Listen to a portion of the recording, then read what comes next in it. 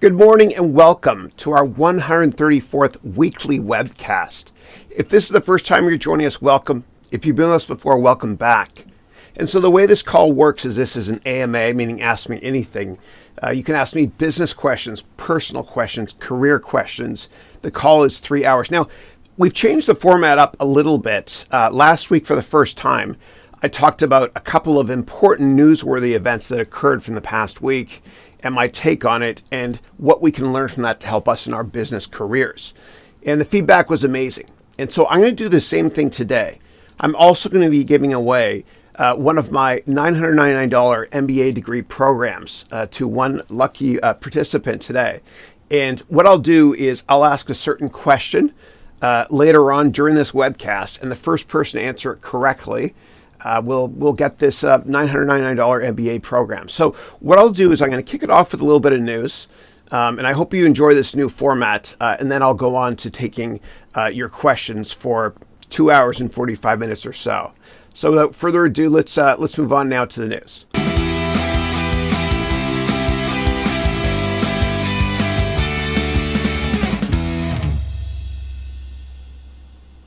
All right. So first up, first time doing this, sorry, here we go. So let me kick it off with Elon Musk. There's been a lot of controversy about Elon Musk over the past week because he mentioned he's going to be hosting Saturday Night Live, which we know is a very popular program on the East Coast of the United States every Saturday night on NBC. And a lot of people in the industry, the entertainment industry, were not happy with him for doing this. And I say good for him for doing this. I think it's great. Now, what he does brilliantly, and we can learn from him, is that he uses a little bit of controversy when it comes to leveraging the media.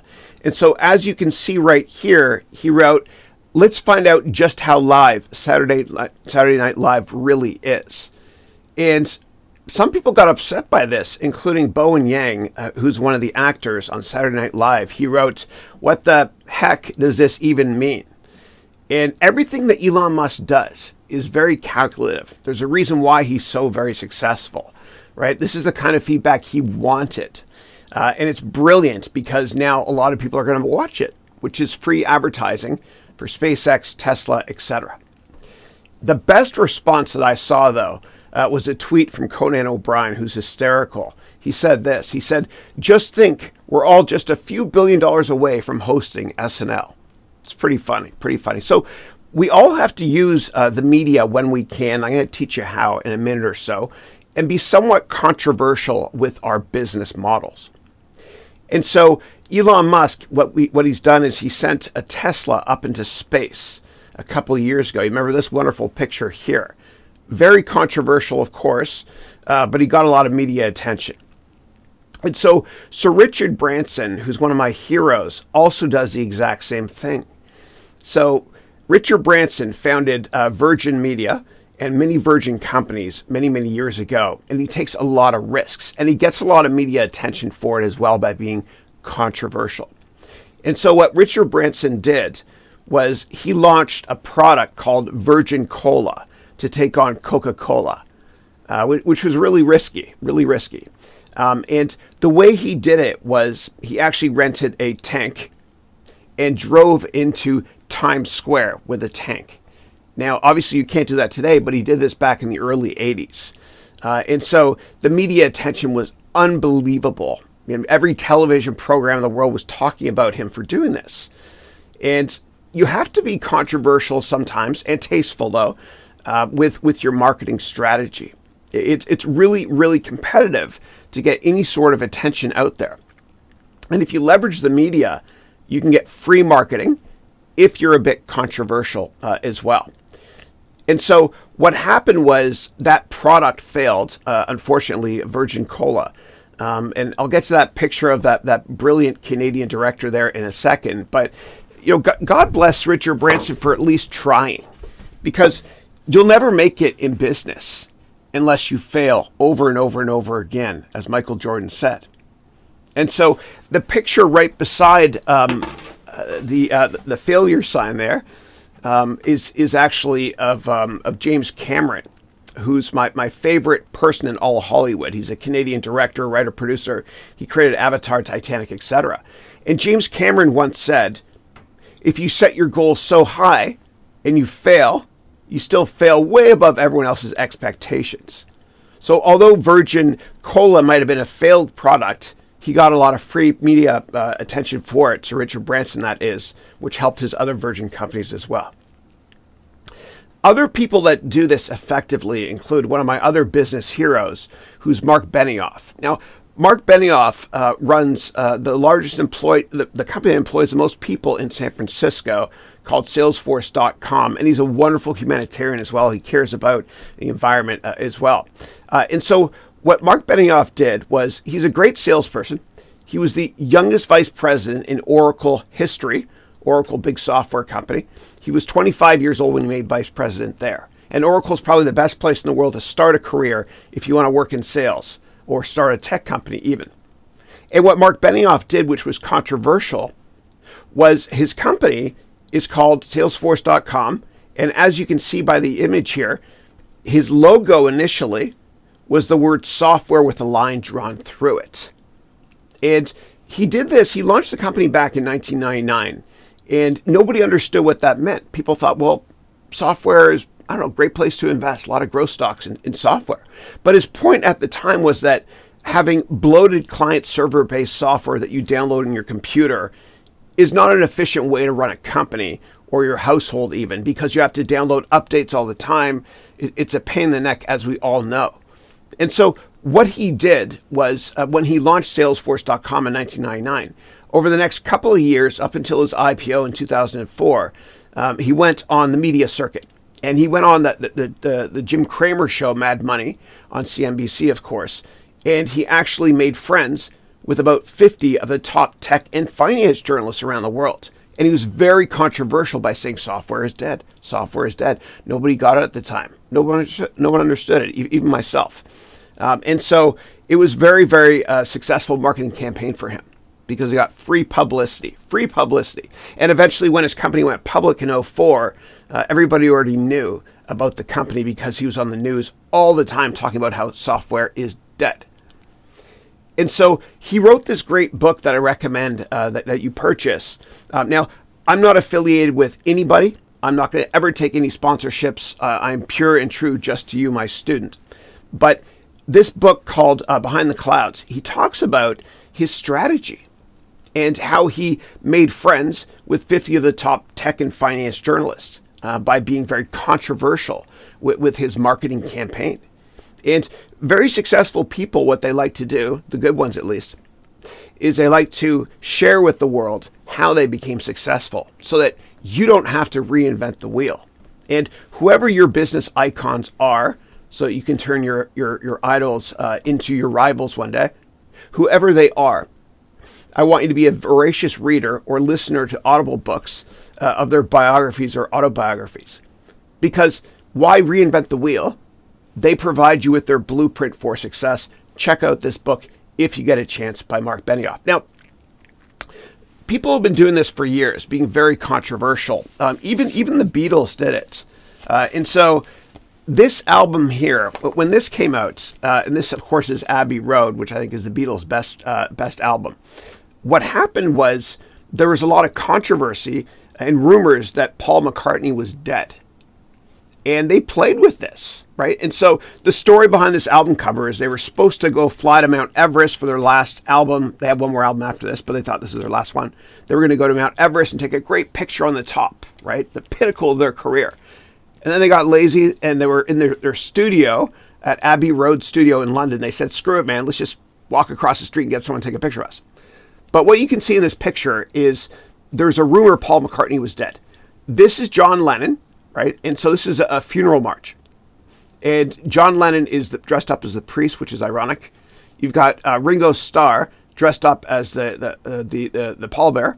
You've got George Harrison, God bless him, dressed up as the gravedigger. And then you've got Paul McCartney here, who is in bare feet, signifying death. And more importantly, it's hard to see, but he's got a cigarette in his hand, and that signifies death. And on this Volkswagen Beetle, clever Beetle, on this Volkswagen Beetle, the license plate says 28 if. And what that means is if Paul McCartney were alive, he would be 28. They played around with that a lot. And they did this on a couple of albums as well, which was brilliant publicity. So in Sgt. Pepper's, what they did, which is another great album of theirs, Paul McCartney right here, on his shoulder, he has a patch that looks like it says OPD, which people thought meant officially pronounced dead. It's actually Canadian police badge. It says OPP. Yeah, you know me. And OPP stands for Ontario Party Poopers. Ontario Provincial Police, yeah. So the Beatles even use controversy in their marketing. And I could use controversy as well by saying that Harvard Business School, 2/3 of it, meaning HBS, 2/3 of HBS is BS when marketing my MBA program. But the problem with that is my name is Haroun, so Haroun Business School. Maybe I'm the one that's full of it. I don't know. If I can't laugh myself, who can I laugh at, right? And so the best way to be able to leverage the media is to network aggressively. And you can send in-mails to people that have at least one or two things in common with you. You know, maybe they went to the same school as you, and maybe they're from the same hometown as you. And maybe they work for the New York Times or the Washington Post or Al Jazeera or any great global television station. And so what you can do is you can send an in-mail to these people that are older than you, that are a lot like you, that are successful, that work for the media. And you can send them a short in-mail, and I tell you exactly how to do it in this book. And you can download my book for free by going to my website there on how to network. But in your in-mails, when it comes to using LinkedIn, now I know what every in-mail you've ever received, you've opened.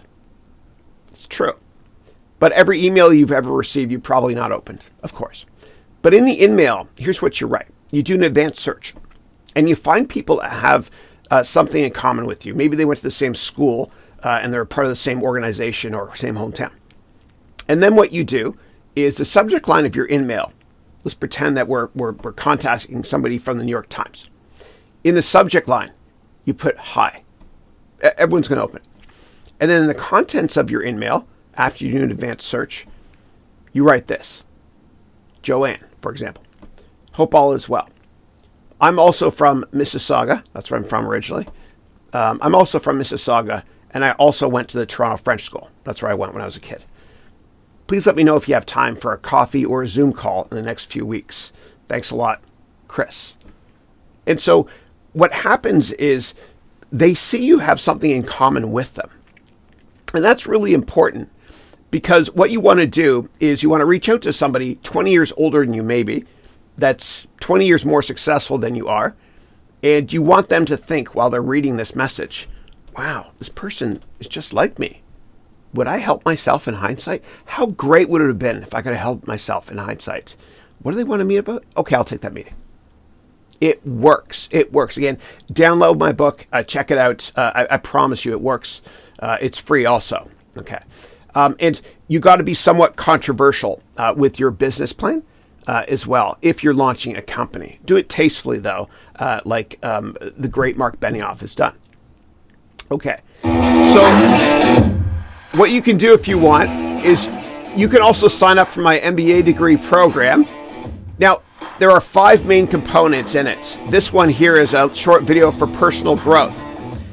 And I provide you with a ton of templates to take with you to give to people you're meeting with in informational interviews, brand new ones. And this will help those people with their career.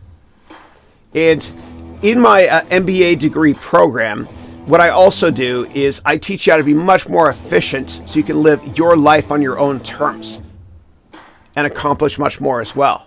And enjoy doing what you're doing. And there's a 30-day, 100% money-back guarantee in my MBA degree program. And special kudos and thanks to my wonderful partner, Matt Lacousse, my Chief Creative Officer, for putting this together.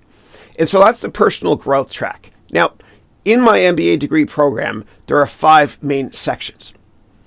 The first one is finance and accounting, where I give you a ton of frameworks or arrows in your quiver, so to speak, or tools in your toolbox so you can tackle any situation in finance and accounting and enjoy the process and understand it too. The second one is sales, marketing, and communications. The third is entrepreneurship.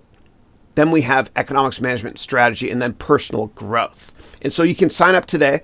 There's a 30-day 100% money back guarantee. There's the link on the screen there. Okay, moving on. The next topic I want to talk about is Google. Now, this past week, Google had explosive earnings. It was a monster quarter. They did exceptionally well. And I think it's just a matter of time until the government breaks up Google. Why? Because Google owns the two biggest search engines in the world. Google, of course, and YouTube. And it's a monopoly. Now, I think that Google has been a great corporate citizen over the years. In fact, in 2004, when Larry Page and Sergey Brin went on their IPO roadshow, what they did was they talked about how their corporate culture is don't be evil.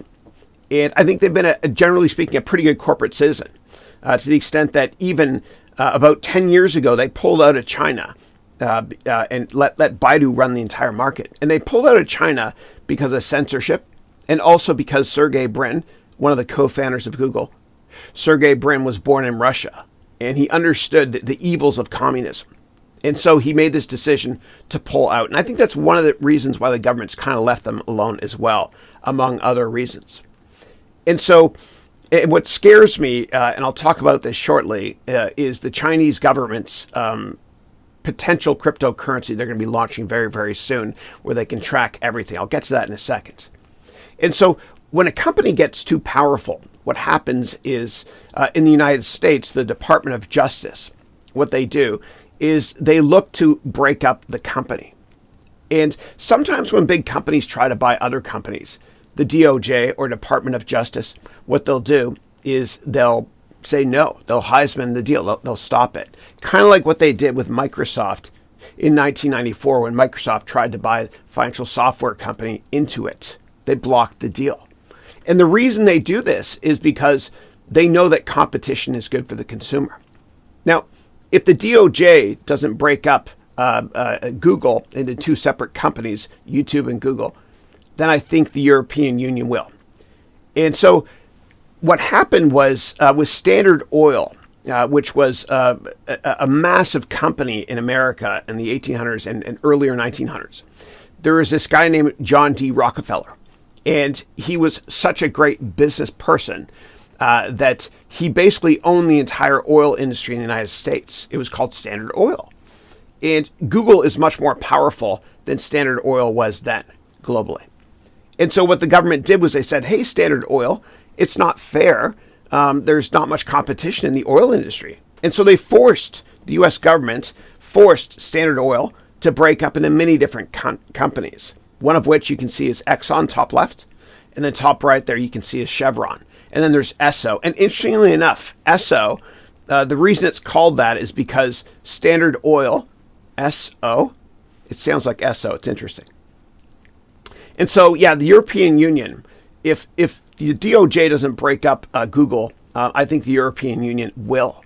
And I love the EU because they keep a lot of big tech companies on their feet and they protect the privacy, or on their toes, I say, and they protect the privacy of all of us, especially certain European Union offices in Germany. Very, very mindful of privacy protection, which is awesome, Now, competition is good for the consumer. If you have a market where there's not that much competition, then innovation dies. Like, imagine if iPhone or Apple was the only company out there that made these things. Imagine there was no Android. Well, what would happen is you'd have to pay for every software upgrade like we used to in the past. When I was a kid, dude, I remember paying and being excited when Windows 95 came out, or Windows 98, or Windows Millennium, or Windows NT, Windows 2000, whatever it was. But we had to pay for all that stuff. It's free now because of competition, which is good for the consumer. Now, when it comes to Apple and comes to Google with Android, there's an oligopoly going on, which is why I think Apple will also be broken up. And so competition's always good for the consumer. Now, I think that Amazon is also going to be broken up into two separate companies.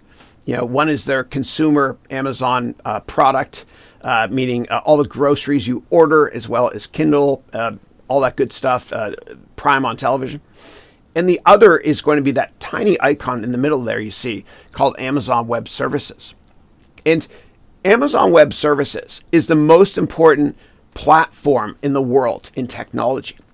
And without it, we would not have Dropbox, which used to run entirely on AWS. We would also not have Uber, Lyft, Netflix, etc. Netflix runs 95% of its computer processes on Amazon's operating system in the cloud called Amazon Web Services. And it's a great technology. It's been very deflationary. And when I used to work at a big hedge fund called Citadel years ago, what happened was Ken Griffin, the brilliant, nice guy, founder of Citadel, he brought in Alan Greenspan to present to us. And Alan Greenspan was a former federal chairperson, meaning the person in America in charge of cutting or raising interest rates. And when Alan Greenspan spoke to us, he said the reason why you had unprecedented economic growth back in the 1990s was not because of tech companies. It was because the Berlin Wall fell. And when the Berlin Wall fell, you had all this brilliant Eastern European labor moving west. And that labor is much cheaper as well. And the biggest input, usually in any business, is the cost of labor. And so that kept interest rates artificially low back in the 90s. Why do I bring this up? So what? Well, I believe that this generation's Berlin Wall teardown event is Amazon Web Services. It's very deflationary. And I think the reason why Amazon has not been broken up yet is because of COVID. You know, God bless all the delivery people that work at Amazon for delivering all the goods to keep the economy moving. Otherwise, I think the Trump administration would have probably wanted to break them up. And so I think it's just a matter of time from a bipartisan perspective that the Biden administration works on breaking up Amazon as well, or the next administration.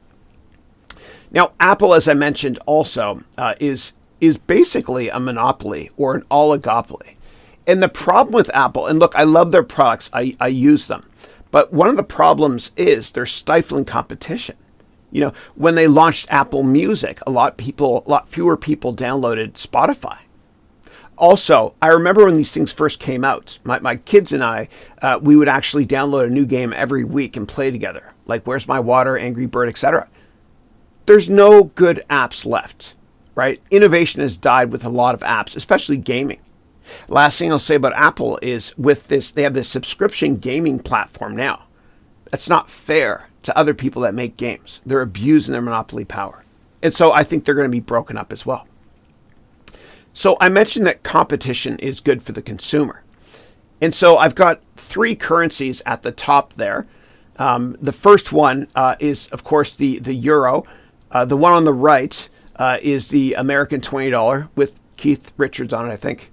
And the middle one is the Canadian dollar. But I'm very proud to be Canadian. I'd include that one. Why am I including money here when it comes to competition? Because for thousands of years, governments have had a monopoly with money, right? And they haven't had to change it, right? Because there's been no competition.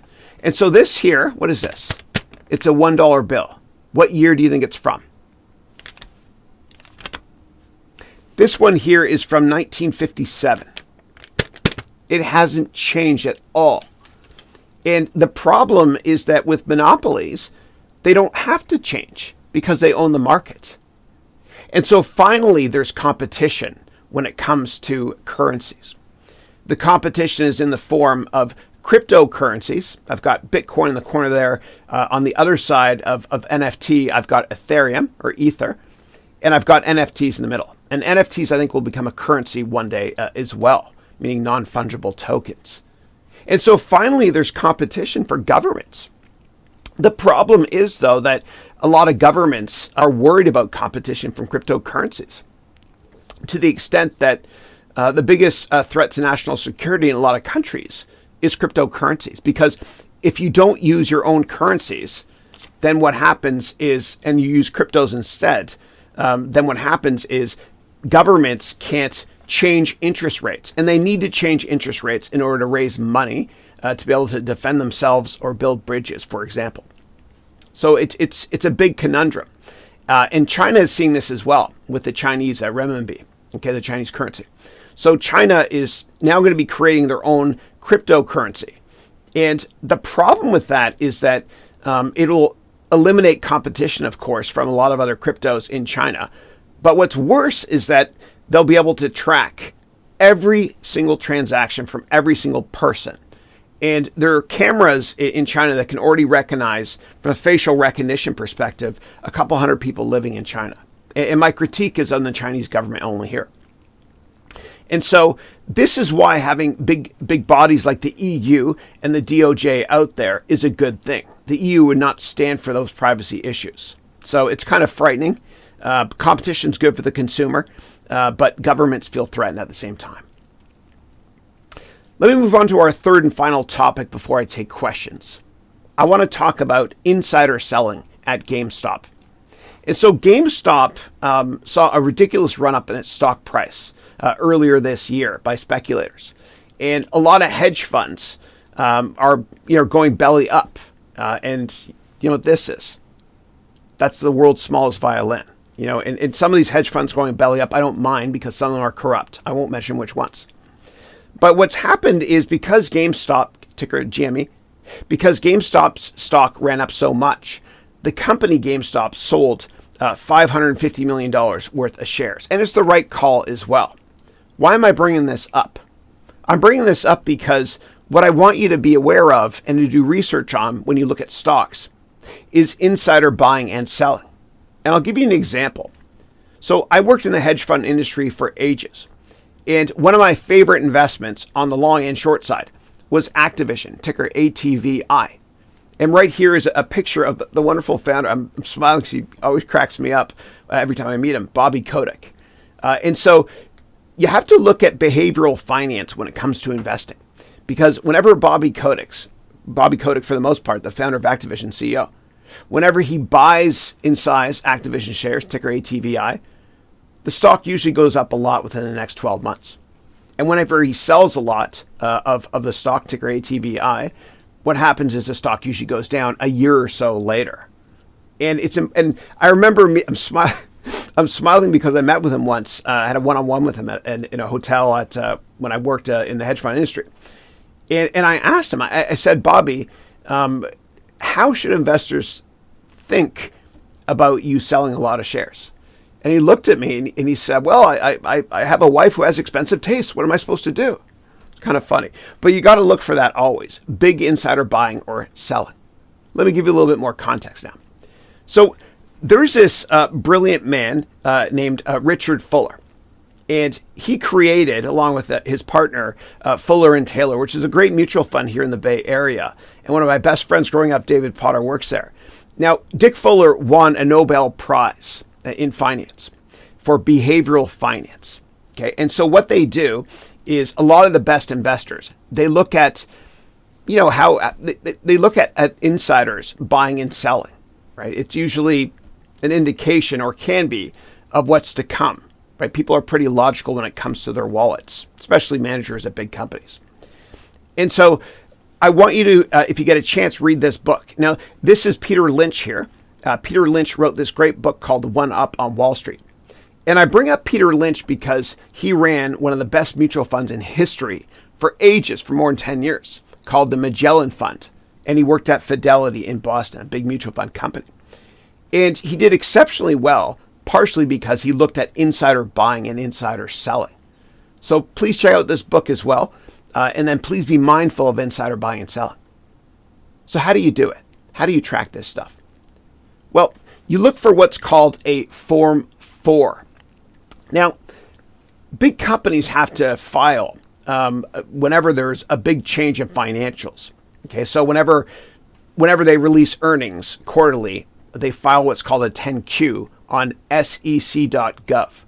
A 10Q is a quarterly financial statement. It talks about their earnings and all that stuff on a quarterly basis. They also file a 10K, which is the annual report, and they issue 8Ks, which are important press releases. But a form that's overlooked is the Form 4. And the Form 4 will tell you of massive insider buying or selling. So here's an example. Let's look at a Form 4 together. This one here is a Form 4 for Elon Musk selling Tesla shares. And you can see the date there is February 14th of 2020. Pardon me, he was buying Tesla shares. And this is really important because this was the mother of all signals to buy Tesla. He didn't just buy a couple shares. Okay, he bought a ton. And you can see he's the CEO here. And they have to put in certain X's to let you know if they own more than 10% of a company or if they're a director. Now let's look at the bottom of this, the bottom left-hand corner. So what happened was Elon Musk sold stock, common stock. And when you and I invest in stocks, it's called common stock. Okay, and so he sold this on February 14th. How much? Wait for it. He sold he bought, my goodness, the older I get, the better I was. He bought 13,037 shares. And you can tell he bought because you got the letter A beside the number of shares there. A means acquired. D means dispose, meaning sell.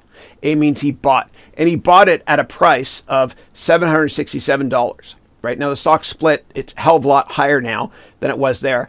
And look at the number of, look how much he bought. $34 million worth. That's a great indication how confident this CEO, for example, feels about his business. Now, before wrapping up this session, I want to talk about one other type of insider selling, which you should be careful of because a Form 4 means you sell a massive amount. But there's something called a Form 10b-5. Okay, a 10b-5-1 means planned sales. And I have a picture of one of my business heroes, Marc Benioff, here because since Salesforce went public in 2004, he's been selling a little bit of shares every now and then in a plan called a 10b-5-1. Not a massive amount, just little bits every now and then, which is the right call because 99.9% of his net worth is in Salesforce, and he has to diversify. So the bottom line is when you see a Form 4 and massive insider buying and selling, that could indicate the direction of the stock in the future because management votes with their wallets. However, if you see a 10b-5-1, quite often it just means planned selling and it's not an indication to run for the exit and sell the stock. All right, now what we're going to do is we're going to move on to Q&A. And so with Q&A, as you know, all you need to do is to type your questions in the YouTube chat. And what I'll do is I answer the questions in the order in which I receive them. So let's get to your questions, and thank you. And please provide me with feedback on this new format if you want me to. Thanks. And I try to drink a whole thing of this every single day. It gives me energy. And I got rid of my chair in my office a couple months ago because I got complaints from some of my my customers that watch my YouTube videos. They one or two of them said, "Chris, you're sounding very tired these days," and so I said, "Screw it." And I met Tony Robbins years ago, and he said that motion creates emotion. And I'm using the same headset he's got as well, made by a company called Countryman. And so there's no more chair in my office. It's gone. You'll never see a chair in this office ever again. All right, let me get to your questions. Thank you. All right. So first up, I've got Caroline, who posted a question. Hi, Chris. I'm one of your MBA students from Canada, and I'm loving it. Thank you. Thank you. And I hope you enjoyed that little Canadian dollar bill I included there. Yeah. And any Canadian watching it knows the inside joke on that. Yeah. And then Carolyn wrote, I have some euros to invest. I'm thinking of converting and investing in the United States in the Canadian market 50-50. The ETFs I'm thinking of buying include EWC, which is an ETF for the Canadian market. And then a REIT as well, which is a real estate investment trust. When you buy a REIT, it's like a stock. There are a lot of tickers for REITs.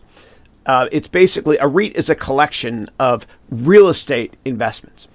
And so big companies will buy buildings, and the way they'll finance it is they'll go public through a REIT. And by law, they have to pay out 90% of their profits as dividends. That's why REITs quite often in normal markets have quite high dividend yields. And then you're asking me, what is your advice? Yeah. So I never give advice on exactly what stocks to buy or investments to make in general. I pride myself on providing my students with a bunch of tools in their toolbox or arrows in their quiver and many, many frameworks so that you can pick your own stocks as well. And so there's this great saying that give a person a fish, they'll eat for a day. Teach them how to fish, they'll eat for a lifetime. And in my MBA degree program, I provide a ton of templates as well. Thank you. All right, next up, I've got Harsh. Hey, Harsh, how are you, man? And Harsh, it's because of you and one of my MBA students, Kevin Patel, that I watched Three Idiots when I was on vacation a couple weeks ago. And if you haven't seen the movie Three Idiots, you all have to check it out. It's life-changing. It's a great, great movie. And if you haven't found your passion yet in life, please watch that movie, Three Idiots. And if you have children, especially if you have children, please watch that movie, the Three Idiots, because I want them to choose their careers and not you. All right, so Harsh is saying, hi, Chris. What are things I should do to start making money? Yeah. So I think the best thing you can do, and I know times are very tough right now, the best thing you can do is start saving today. And I know it's such a ridiculous comment to make, but every penny counts. And Warren Buffett said that you should spend what's left after saving instead of saving what's left after spending. And so I think that everybody should try, if you can, I know times are tough, to max out your retirement savings account. And so governments around the world, they give you this wonderful incentive to save tax-free. In America, it's called 401k. In Canada, it's called the RRSP. Many countries have it. And what happens is every dollar you put into it, or every rupee or whatever it is, it grows tax-free. And then when you're older and you retire, or you want to cash out the money, I don't believe in retiring yet, but when you want to cash out that money, what happens is it's a massive amount because it's grown tax-free. And you take it out, and then what happens is then you pay tax on it.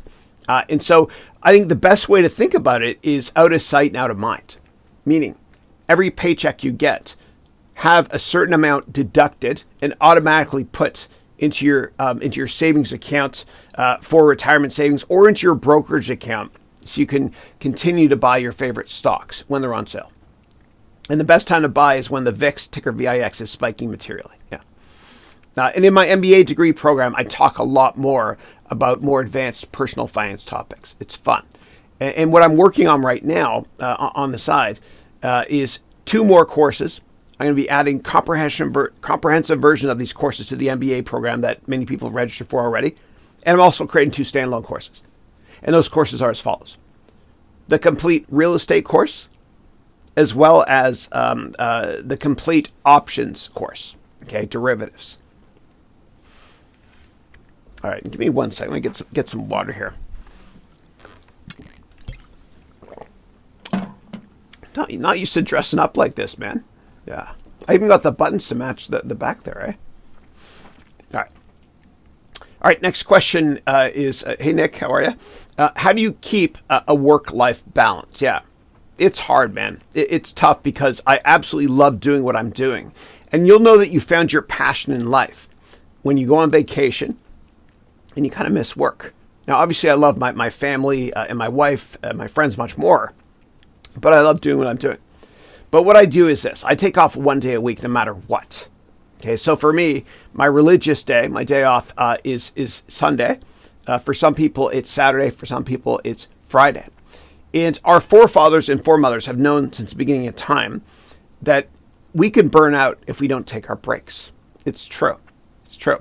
And that's why there's 1 day of rest. And there has been for thousands of years in many wonderful religions. And so God created the world in 7 days, or 6 days, but he rested on the 7th.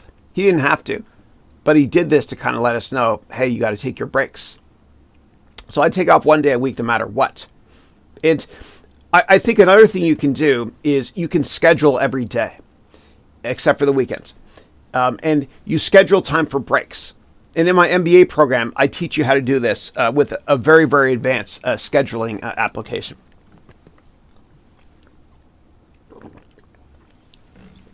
All right. But you got to schedule everything during the week. Yes, you do have time to go to the gym.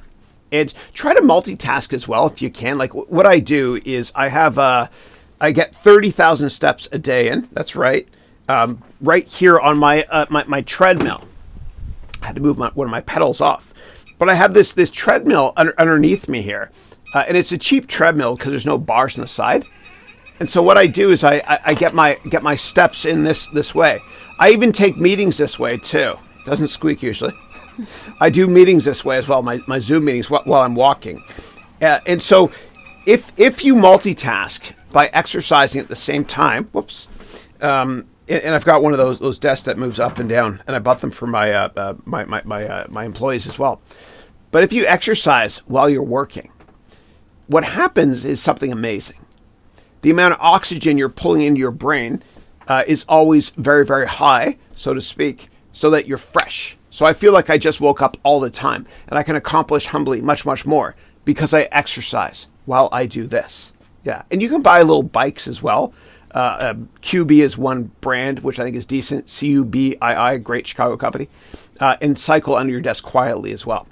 But I think that if you exercise while you're working, you get a ton more done. Try it out. I promise you it works. All right. Next up. And one more thing, Harsh, I want to say is I worked at Goldman Sachs years ago. And one of my favorite clients was a woman named Rhonda Chang. And she worked at Manulife in Toronto. And she said, Chris, the most important advice I can give you when I was starting my career is when you come back from vacation, the first thing you should do is open up your calendar, look out 6 months, and book your next vacation. Yeah.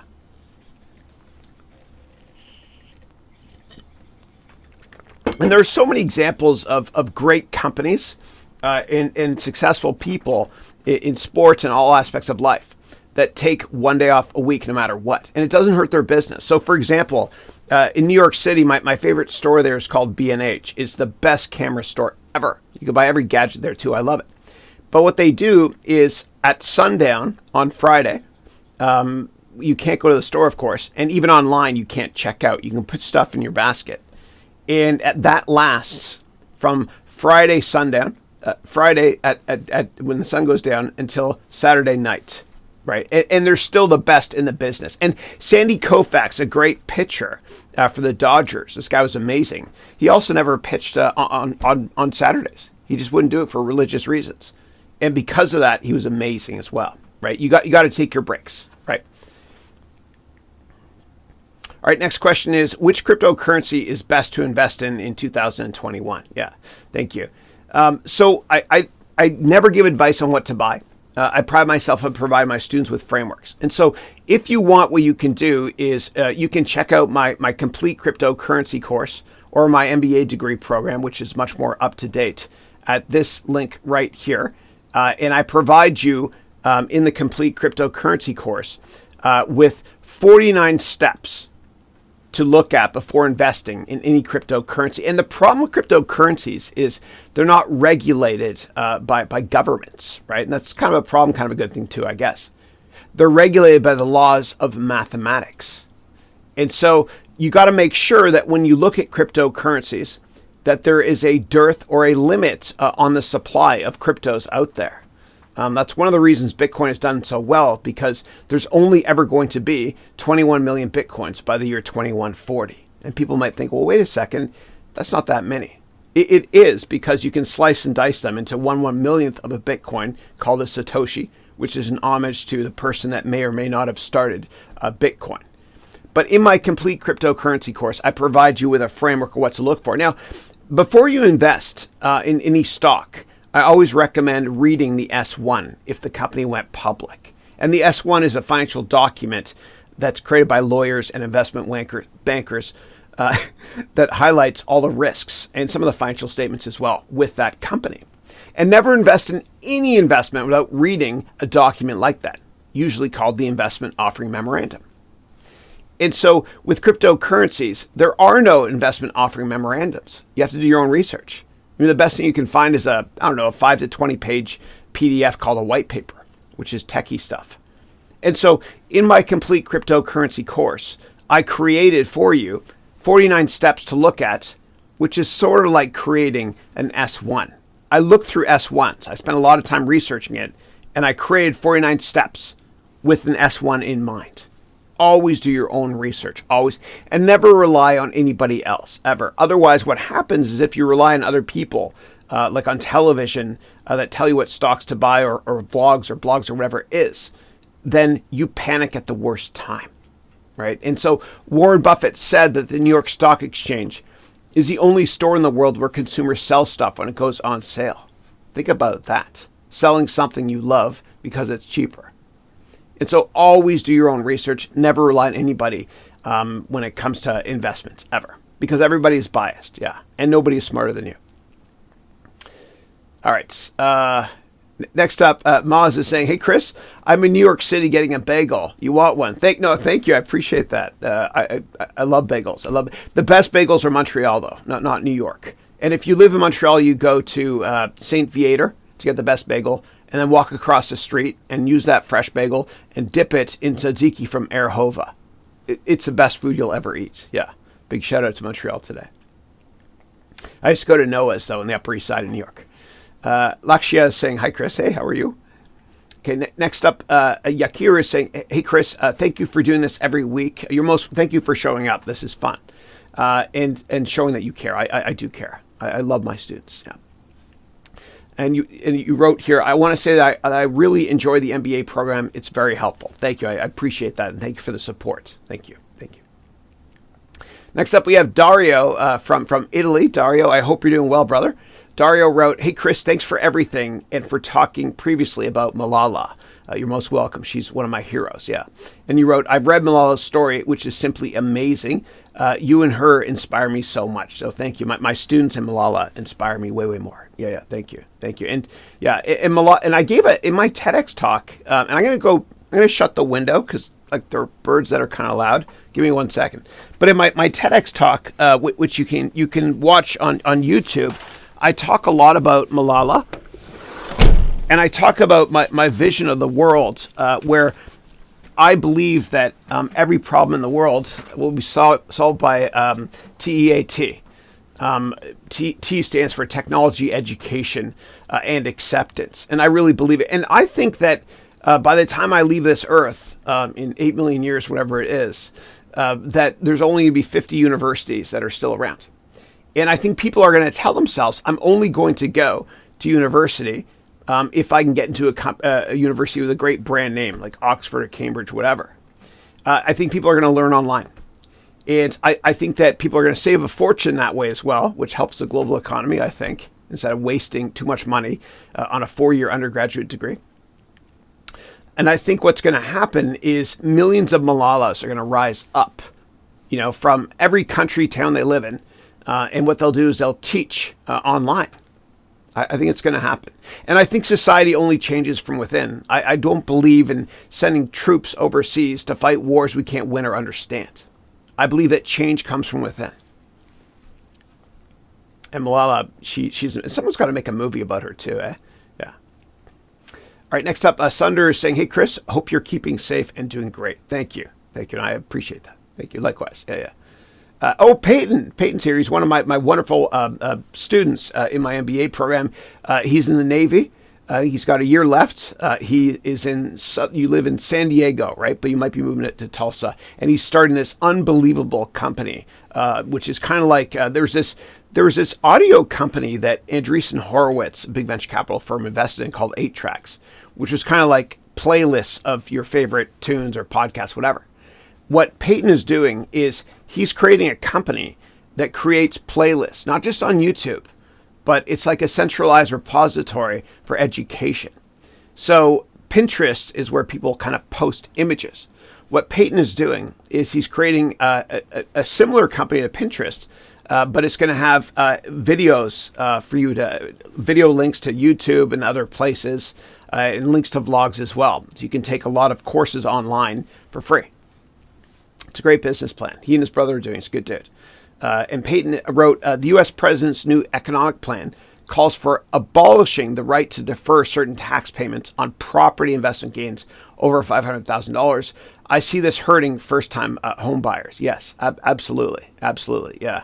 And then you wrote, the big real estate investors will just buy single homes and raise the price of the home for first-time home buyers. Yeah. I'm a believer in low taxes. I'm more of a libertarian. I sometimes vote Republican, sometimes vote Democrat, depending on the candidates. But I do believe in small government, kind of like Ronald Reagan, who's my favorite politician ever. God bless him. I wish they could bring him back. I believe in low taxes. I believe that economies thrive when taxes are low, and it incentivizes businesses to open up in America. The problem with taxes is that people are starting to vote with their feet. So even Elon Musk. And so Elon Musk owned a house just around the corner from me here in Hillsborough, California. He just sold his house and his houses. He's worth way more than I'll ever be. And he's moving to Texas. And a lot of big companies are moving to Texas from California as well. Because here on the West Coast, taxes are ridiculously high.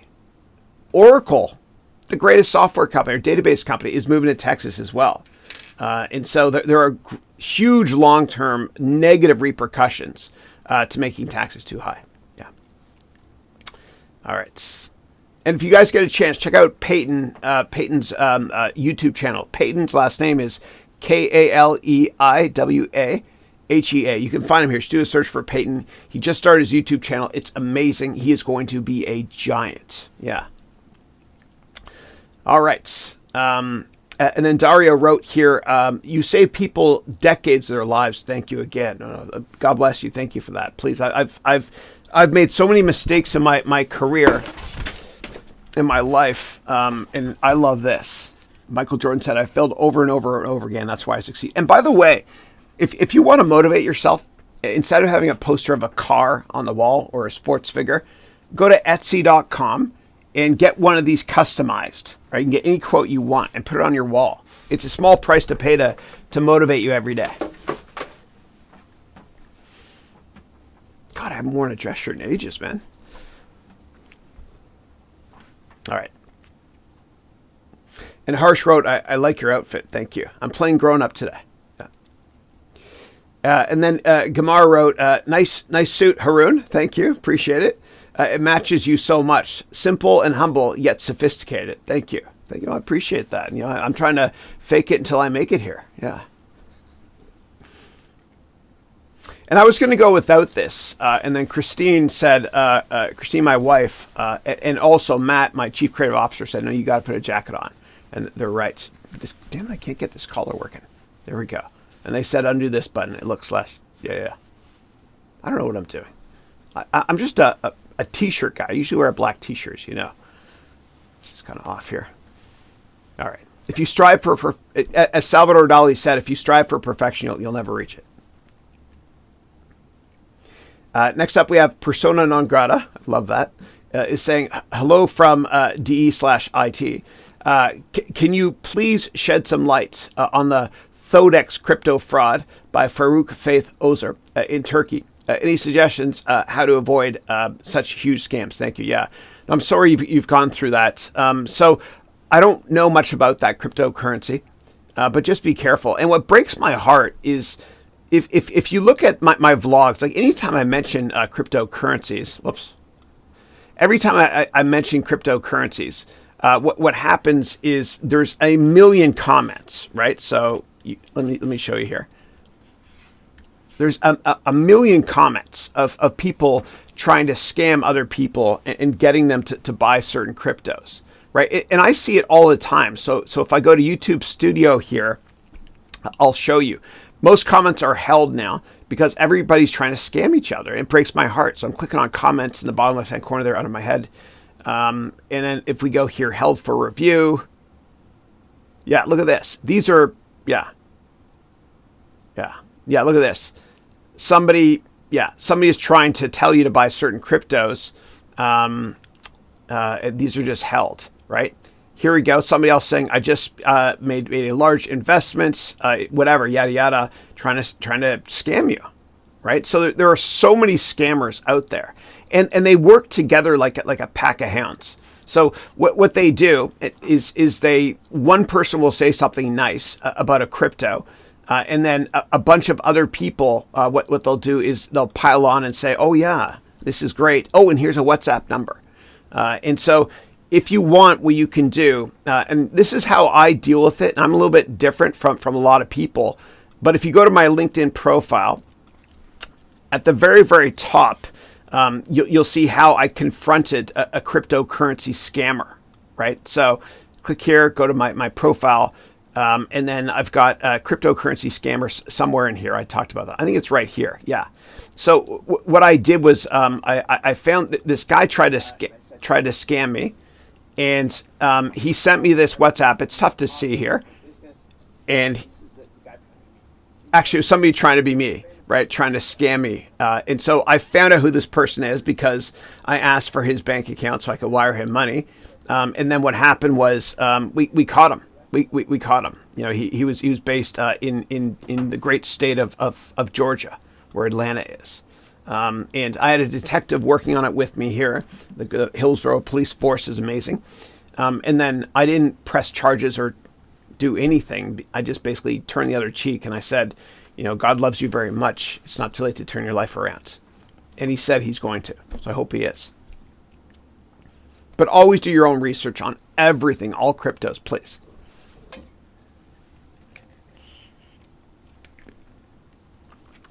All right. Next up, somebody named Love That Big Owl. It's a cool name. Is saying, hey, Chris, thank you for your awesome work for business education. Thank you. I appreciate it. This is fun.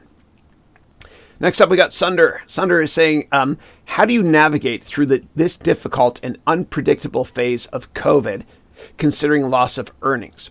What could be the best option to be back on the right track in terms of professional development? Yeah, it is tricky. It is tricky. And what governments around the world have been doing is they've been telegraphing or basically telling citizens that interest rates are going to stay at zero for a very, very long time. Very long time.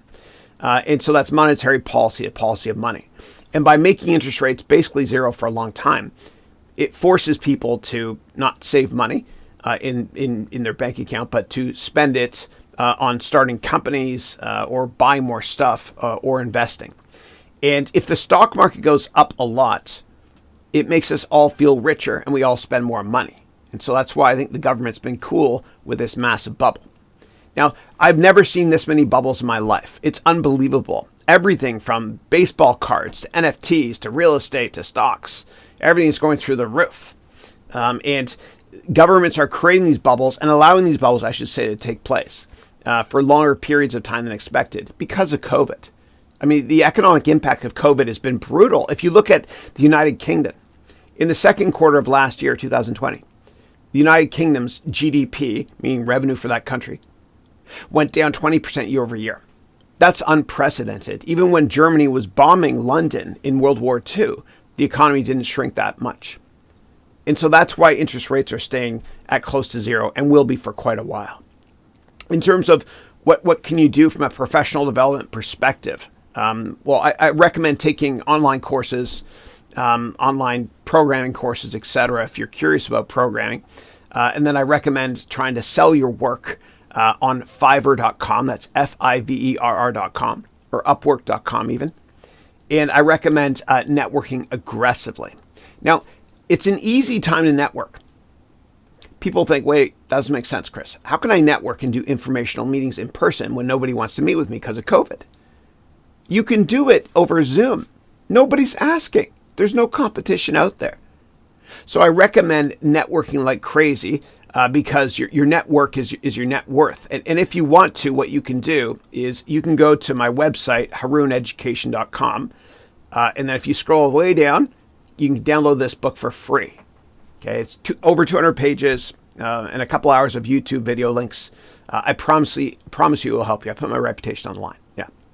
And I also have a course called it's called the Complete Job Course, which you can take.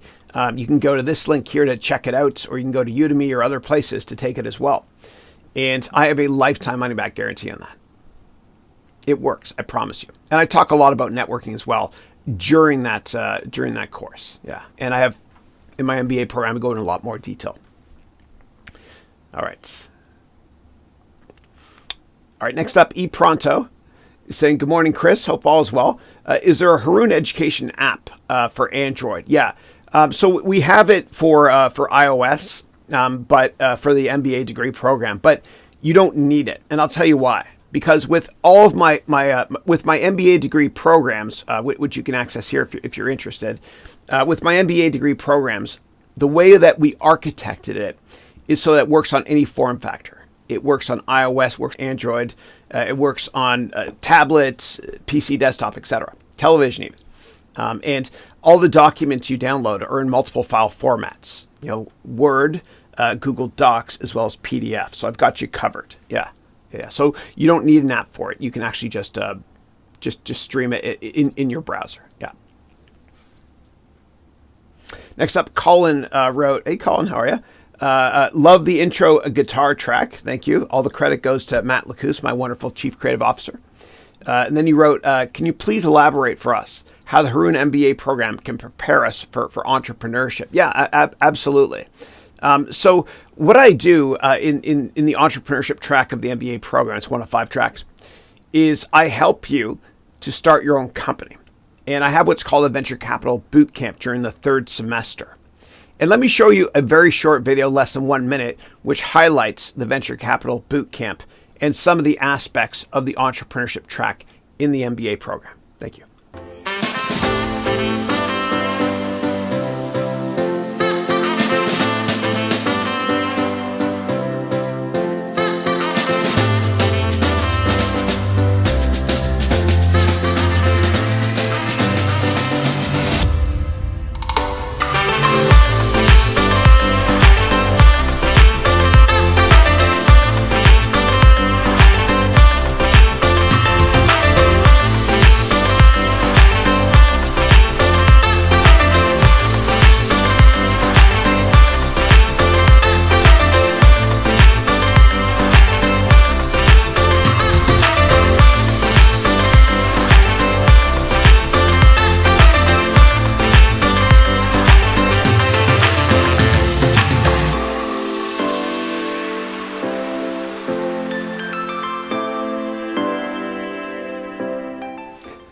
I saw myself there wearing my usual t-shirts. I don't know if I'll stick with this new dress code. We'll see. I'm trying to be like on television stuff. And we're launching Haroun News Network as well in this studio. And we're never going to take any money from sponsors, advertisements at all. I'm going to pride myself on reporting the news and using my own editorial spin and ask myself, so what, after every news story, meaning so what, how can this help you with your career? And if you have additional questions about the entrepreneurship track or the MBA program in general, please let me know, and thank you. All right, next up, Patrick wrote, "Network aggressively is key. It's true, your network is your net worth. Relationships are more important than product knowledge." And the problem is when we're younger, we work hard to get good grades, keep our head down, and life works out great. If you get good grades, your parents are happy, proud of you. More importantly, maybe you're proud of yourself. Then you get into the real world and you start working and you keep your head down. And you look around and other people that you think are less qualified are getting raises and promotions much faster than you are. And the reason why that's happening is because other people are asking for promotions or asking for raises. You have to ask. You have to ask in a tactful way. And you have to remind people of your accomplishments as well. Otherwise, they'll forget. And very successful people in business and all aspects of life, they tactfully remind people of their successes, right? And the way you can do it is you could start by saying this. Meeting with your boss, you can say that we've accomplished a lot together as a team. I absolutely thoroughly enjoy being a part of this team and adding value. And I'm humbled to say that I've now beaten quota for 12 quarters in a row. And as you know, it's expensive raising a family here in the Bay Area or wherever you live. And I just want to be able to provide my family as much as possible. And I'd love to please ask if it's possible that you can consider me for a raise or a promotion. And if not now, then please let me know what I need to accomplish, meaning what more value I can add to our wonderful team in order to be considered for a raise or a promotion. Thank you.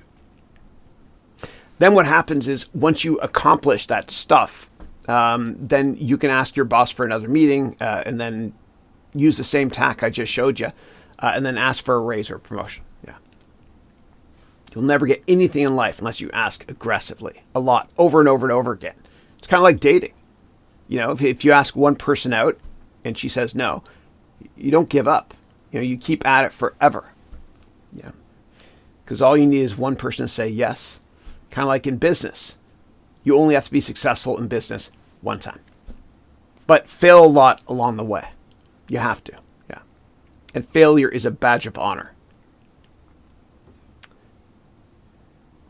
All right, next question is from Harsh, which is, will Google go down one day? I mean, absolutely. So what happens is there are two types of investors. There's growth investors. People love to invest in stocks that are growing a lot. And value investors. People love to invest in stocks that aren't growing very much, but they're cheap. And every great growth company transitions to value eventually because of the law of large numbers. It's kind of like the U.S. economy. The U.S. economy is roughly close to a third of the size of revenue for the planet, meaning a third of the GDP of the planet. But the U.S. economy will never grow more than a couple of percent. It's not because it's poorly run. It's not. It's well run. But it's just a big company, USA Incorporated, right? And so it's just tough to grow. All right, next up, Dennis is saying, hello, Chris. When you were in the 10th grade, how were you there? Yeah. So in the 6th grade and the 8th grade, they wanted to fail me in school. They thought I had a learning disability. And I think it was in the 8th grade, towards the end, my dad bought me a Mac for the house. And that changed my life. And so I loved using it. I loved doing homework on it. It was just fun for me. I use Mac to this day. I love it. And so by the 10th grade, I really, things were good. Things were good for me. I was doing well. I was still insecure as hell. And I guess in hindsight, I'm grateful to those teachers for wanting to fail me because it made me want to prove the world wrong and work hard. Kind of like Elon Musk. And I'll never put myself in the same camp as him. He's like way, way better than I'll ever be. But when he was younger, he had the crap kicked out of him a lot in South Africa, which is documented in many books. It's publicly disclosed. And so he certainly has proved the world wrong. It's not about money for him. It's about legacy and making a dent in the universe. Yeah. And so if anybody out there is watching and you've been picked on or treated unfairly by your boss or bullied like I was, I want you to channel that frustration into proving the world wrong. Or if you're frustrated working for a bully boss on a bully team, and I hate corporate bullies, then what you can do is just take my complete job course and get a better job. And it works. There's a lifetime guarantee on it. So check it out, please. And by the way, in a couple days, I'll be publishing my 1,000th daily vlog, meaning I've vlogged daily for 1,000 days in a row. And day 1,000 is going to be a recap of the vlog I'm most proud of giving. So check it out. It comes in a couple days. It has to do with corporate bullying. Some of you might have already seen that one. Yeah. Next up, Harsh wrote, in India, COVID is becoming a monster. I know I've seen the press reports, and my thoughts and prayers go out to you and everybody in India. And the U.S. has so much excess COVID doses right now. And I got to say that the Biden administration, this is a bipartisan comment, but the Biden administration has done a great job here. Almost too good of a job, right? So he's done a great job, but there's so much excess that we need to share. And so I know that Biden has reached out to India and is going to be helping. And Biden is also going to be helping Canada. Justin Trudeau, the Prime Minister in Canada, has done an awful job. Yes, a terrible job with COVID. And so he spoke with Biden recently, and Biden's going to help out as well. We're all in this together. And Trudeau has done a horrific job. And I shouldn't get political. And I always tell my students, don't put your political affiliation on LinkedIn or anywhere. Don't tell anyone who you support or don't support, because half the people will like you, half won't. I don't know what half. But I saw a joke going around the other day, which it's a red hat. And so Justin Trudeau used to be a drama teacher in Canada. There's a red hat people are starting to wear in Canada, which says, make Trudeau a drama teacher again. Yeah. Yeah. And my prayers go to Canadians as well, or anybody going through this. It's awful. It's awful. Yeah. Okay. Yes, we're all in the state. And I guess with America, because America has a lot of great biotech companies. Whatever countries have these biotech companies, they're obviously going to have more doses available. In Canada, you don't really have any biotech companies that have a vaccine, so to speak. So I got my first vaccine on April 15th, which is the first day anybody's allowed to get it, or everybody's allowed to get it in America. They said that teachers can get it early. If you say you're a teacher, you can get it. But I'm not a real teacher. I'm not in the front lines. The real teachers in the front lines are my heroes, the ones that do in class. I'm not a real teacher. And so I was able to get my first dose on the 15th of April. So I got the first dose. I got the Pfizer one. And my second dose will be, I think, next week. Yeah. All right. Next question is from Augustia, who's saying, "Hey, Chris, thanks for the webcast. You're most welcome. Thoughts on the rumored Udemy IPO?" Yeah. So I don't know. I'll never know. I don't have any insight. I'm not an insider at Udemy. If my courses suck, they won't sell. And a lot of my courses suck and don't sell. So I don't know. But the way that you will know when Udemy, or any company for that matter, files to go public, is you go to, I'll show you. Okay. The best way to know is you go to sec.gov, and I'll go there with you. Okay. So sec.gov is where companies will file financial statements to go public, or if they're already public. And so if I go here to company filings and I type in Udemy, okay, so you'll see it here. Now, this here, this is not the S1. Okay, so this here was, I think when Dennis Yang, a great guy, was a CEO, there was some sort of insider selling or buying. And so when you click on this one here, this was filed, when Dennis, here he goes, good dude, when he used to be the CEO of Udemy, right? So that's the only filing that we have there. Now, when Udemy does file to go public, the way you'll know is you'll see what's called an S1 filing here. Okay. Until then, no idea. And if you want to, what you can do is you can actually create a Google alert. And in the alert, you can basically write down Udemy IPO, or, I don't know, XYZ nail company IPO, or was the first thing I saw.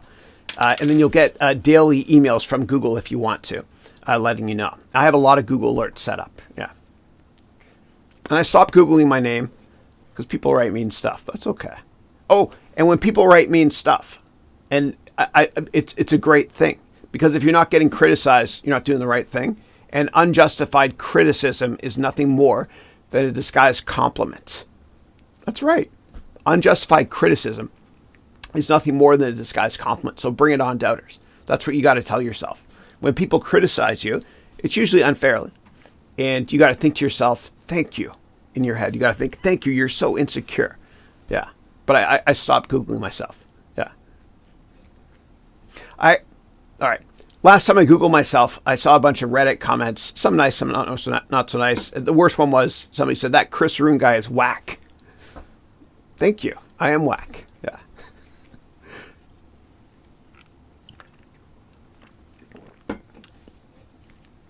All right. Next up, Bakazam wrote, "Hey, Chris, I'm from India. Your teaching style is so awesome." Thank you. I appreciate that. My favorite movie this year has been 3 Idiots. And for those you haven't seen it, you got to watch it. It's a Bollywood movie with subtitles, made in 2009. It's the highest grossing Bollywood movie ever. And I can't believe that they haven't made multiple versions of it all over the world. There's a studio in Mexico that made a Spanish version. Check out 3 Idiots. If you have kids, and if you're not passionate about your job, one or the other, you have to watch that movie, please. It's a life changer. I laughed and I cried several times. Yeah. All right. Next up, Goli wrote here, "Hi, Chris. Firstly, thanks for creating wonderful courses. I already enrolled in 3. Thank you. Also, I'd love to enroll in the MBA program, but I don't have the cash. I'm an engineering student in India. Thanks." Yeah. Yeah. You can purchase using credit cards, Venmo, PayPal, debit cards now. We added debit cards. And there's also a payment plan version as well. Yeah, thank you. Or you can just sign up, take it for 29 days, and then get your money back. Yeah. Next up, we got Albert. Hey, Albert. My son Dylan, his middle name is Albert, after his my father-in-law. Yeah, that's the coolest name ever, because Albert Einstein, Albert Pujols, best baseball player. Yeah. Albert wrote, all the best to you. Thank you. This is Albert Lee, your MBA student. Thank you. Great to see you live for the first time. You're the best teacher ever. Thank you. God bless you for that. Thank you. Appreciate it. And then Nikuli is saying, Chris, hi, thanks for breaking down the crypto and its place in the world. I'd like to win the MBA course. Awesome. Thank you. And I'll be asking a question shortly. And whoever gets it right, will the first person to get it right, typing it right, we'll get the $999 version of the program for free. Yeah. Next up, we got Kevin, one of my amazing students, who's saying, good morning, Chris. Good morning, Kevin. I hope you're doing well, buddy. Give me 1 second. Yakir is saying, what are your thoughts on Dan Pena, who says Bitcoin is going to die? Yeah. I don't really know about that person. I've owned Bitcoin, and I've publicly disclosed what I own, and I disclosed years ago, and I'll tell you. And do your own research, please. Don't just take this as an indication of what to buy.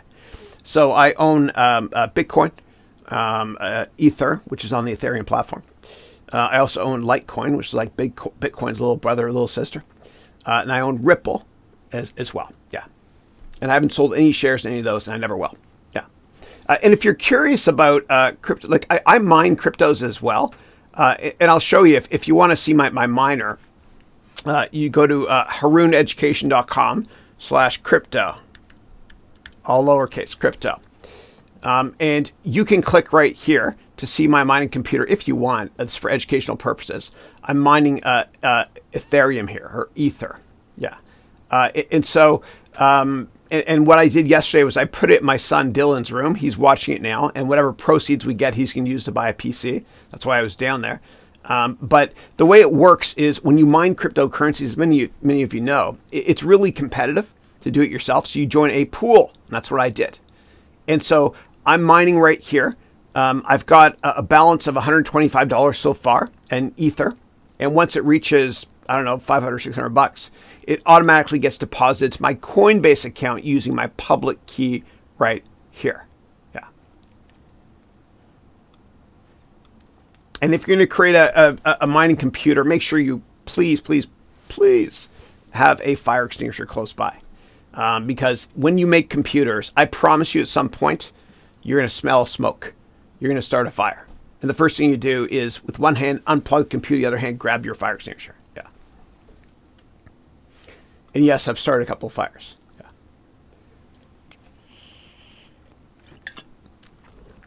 Yeah. And Peyton, one of my amazing MBA students who inspires me, I wrote, Chris, the news was excellent. Thank you. I appreciate that. And we'll do that going forward as well. Thank you. And you wrote, so glad this is the new forum. Also, you look dope. Thank you. Straight fuego. Cool. Thank you. I appreciate that. Yeah, groovy. These are groovy threads. Is that what the young people say these days? Yeah. No, thanks, dude. Appreciate it. Okay, I'll do this from now on. There we go. Because your opinion matters to me. Next up, Dennis is saying, what are the most valuable things you've learned from Marc Benioff? Yeah. I've met him a number of times. I had dinner with him at the top of the B of A Tower, the 55th floor in San Francisco, before the IPO in 2004.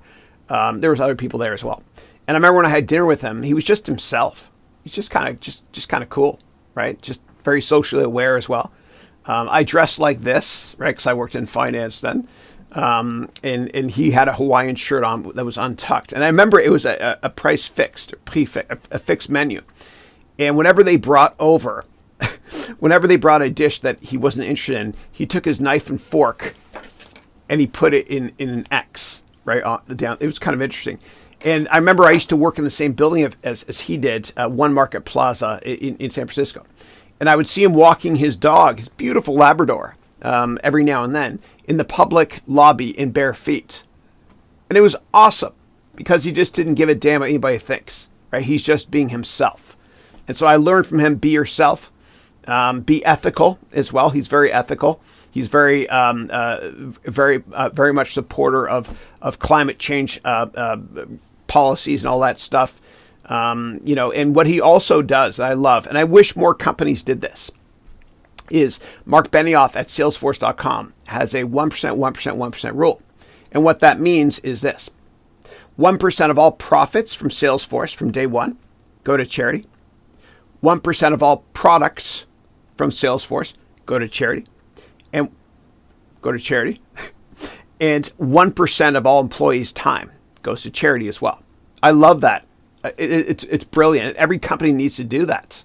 It fosters a great corporate culture. So you're making a difference. And when I worked at Goldman Sachs years ago, one of the things I loved about it was the fact that there was something called community teamworks, which means that for a day or a couple days a year, we all had to do charity work as well, giving back. It's not just about money. More importantly, it's about your time as well. Yeah. So those are the things I love about Marc Benioff and about Salesforce.com. Yeah. And also, obviously, I love his business model, cloud computing, the subscription business model plan, and he's amazing. Yeah.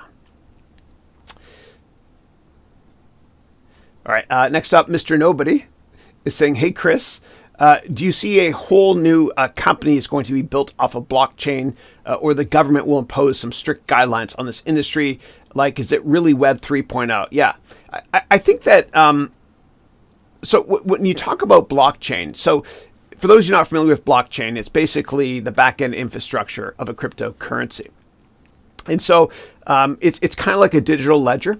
And so in the old days, people used to write down debits and credits, meaning how much money they made or spent in these old books called ledgers. And so blockchain is thought of as a digital ledger for certain cryptocurrencies like Bitcoin, but it's much more. On platforms like Ethereum, where ETH or Ether is the ticker that the crypto trades on Ethereum. Ethereum it's much more than just a digital ledger. You know, it's an infrastructure and a more efficient way of storing data. And a lot of NFTs or non-fungible token companies, meaning companies that make digital baseball cards, whatever, or digital images, they run on the Ethereum platform. And so the platform is ubiquitous. It's amazing. It's scalable. And you can also have, secure data on it as well, like HIPAA or healthcare-based medical records. Elections data can be on there as well. Think of the blockchain as DocuSign, but a more robust DocuSign. Yeah. And so I don't like if governments are going to impose restrictions on cryptocurrencies. That's cool, but with blockchain, I mean, whatever. Chacun son goût, to each their own. But when it comes to blockchain, it's a little bit more tricky to try to stop that because that's just the next generation of technology. It's like saying, I don't know, it's like saying back in the 1970s and 80s when mainframes were everywhere, that client-server software is not allowed by governments. That's how I think about it, yeah. All right. Next up, Nkit is saying, hey, Chris, how are you? I'm great. Hope you're doing well. Nkit wrote, can you help me with my venture? Yeah, ask me questions here if you want about your venture. This is an AMA. Ask me anything. Yeah, so ask away here, please. Okay, next up, Mr. Nobody wrote, Chris, please tell us about how founders of some niche SaaS companies exit and cash out. Like, how that whole process works and what do big companies see when they acquire small SaaS companies. Yeah. So the way it works is quite often when people start companies, they get an investment from high net worth investors initially. Don't talk to venture capital firms when you first start a company. Talk to high net worth investors, because what happens is the sales cycle is shorter to raise money from rich people, wealthy people. And you can leverage LinkedIn to find those people. Take my courses. I teach you a lot about that. Then what happens is you have, if you make it to, a couple of rounds later, raising more money, venture capital firms will invest, right? And that's institutional money. And eventually they want to, let me turn off that, sorry. Every call I get is a scam now, right? My phone it's just garbage. Yeah. But eventually what happens is venture capital firms that invest in your company, right? They want to harvest their investments. And the way you harvest an investment is you take a company public or you sell it to another firm, right? So there's a lot of pressure from venture capitalists that are on your board, right, to harvest their investments. And once a company gets sold, it's either sold for cash or stock if somebody acquires them, right? And so a lot of companies now are using stock to acquire companies, right? They're creating more shares instead of cash. And that's kind of an indication that valuations are a bit egregious or too high right now. Yeah. All right. And usually what happens is the process is investment bankers will help out with M&A. And so when one company acquires another, the big company has their own investment bankers advising. The small company has their own investment bankers advising. And the investment bankers talk to each other and negotiate a deal. Yeah.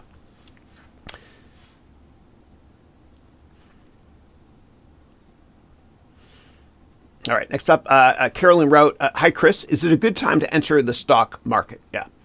So I personally don't think about it that way. I'm very, very long-term focused. As Warren Buffett said, the longer the view, the wiser the intention. And so I'm always buying little bits of stocks here and there, my favorite ones. I don't know the path, but I know the destination. When I do my work, and the templates I provide my students with work as well, so that when you do your research, you'll be able to confidently come up with a target price, but you have no idea what the volatility is going to be in between. I don't know the path, but I know the destination. In terms of when do I back up the truck, beep, beep, beep, and buy stocks, the biggest telltale sign for me is when the VIX spikes. And so you can go to finance.yahoo.com, never pay for any financial software or any news online. And then what you'll do is you'll type up the VIX, okay? And the VIX, it's a volatility index, meaning it's a fear index, okay? And it's on the CBOE, which is an options market. What does this mean, Chris? Well, when volatility spikes, right, when stocks are going up and down a lot, what happens is this is an indication that investors are worried. There's a lot of fear. And so when the volatility on the VIX spikes materially, that's when you back up the truck and buy stocks no matter what. And it's going to feel so damn uncomfortable as well for you. So let me show you the history of the VIX here. I'm sorry, my face is covering the corner here, but the VIX was created, I think, in 1989, and it's a measure of volatility. And right here, this is when Gulf War won. I think it was actually December of 1990 when the U.S. invaded. There's a lot of fear, okay, and the markets got crushed. Then right here, we have another spike. This here was the Asian financial crisis. And that's where we had a surprise rate cut from Alan Greenspan. I remember that in the fall of 98 because I worked on the trading floor at Goldman back then as a grunt. Everyone was scared. Then right here, this is 9/11. And then over here, this here is 2008 when we were within 24 hours of bank machines not working. Now, the VIX here spiked to 79. And that was maximum fear. Maximum fear.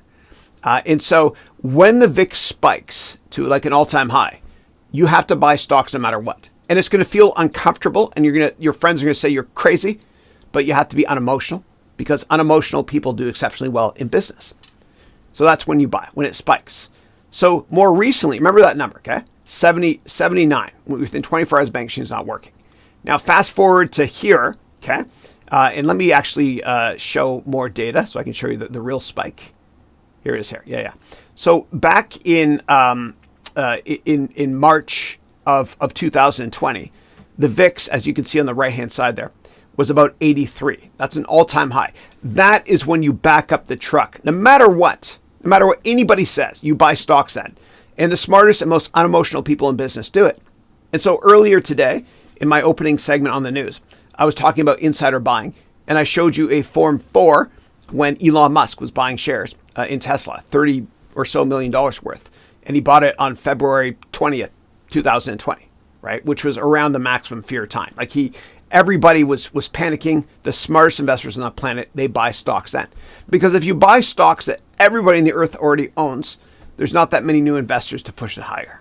So remember that. Be greedy when others are fearful, and fearful when others are greedy always. Always, yeah. Okay. Rudy, how are you? Rudy's saying, hey, Chris. Rudy, one of my great students, he started an insurance company a couple of years ago now. I hope it's going well for you, brother. All right. Okay, next question is, hey, Chris, what is the parameter for me to decide that I can focus on my side hustle and leave my 9 to 5 job?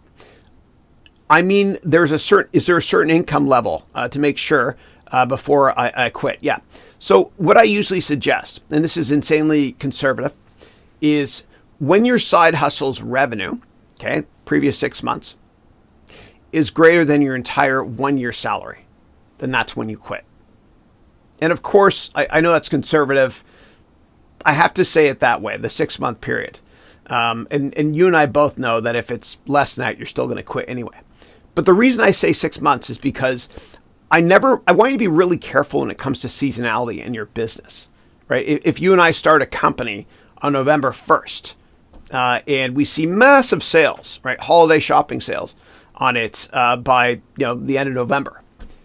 You can't quit your company and quit the firm you're working at to start to work in that venture full time because of seasonality. November and December are usually massive months for retail companies, for example. And that's why they call it Black Friday, because companies are in the red all year long, in retail at least.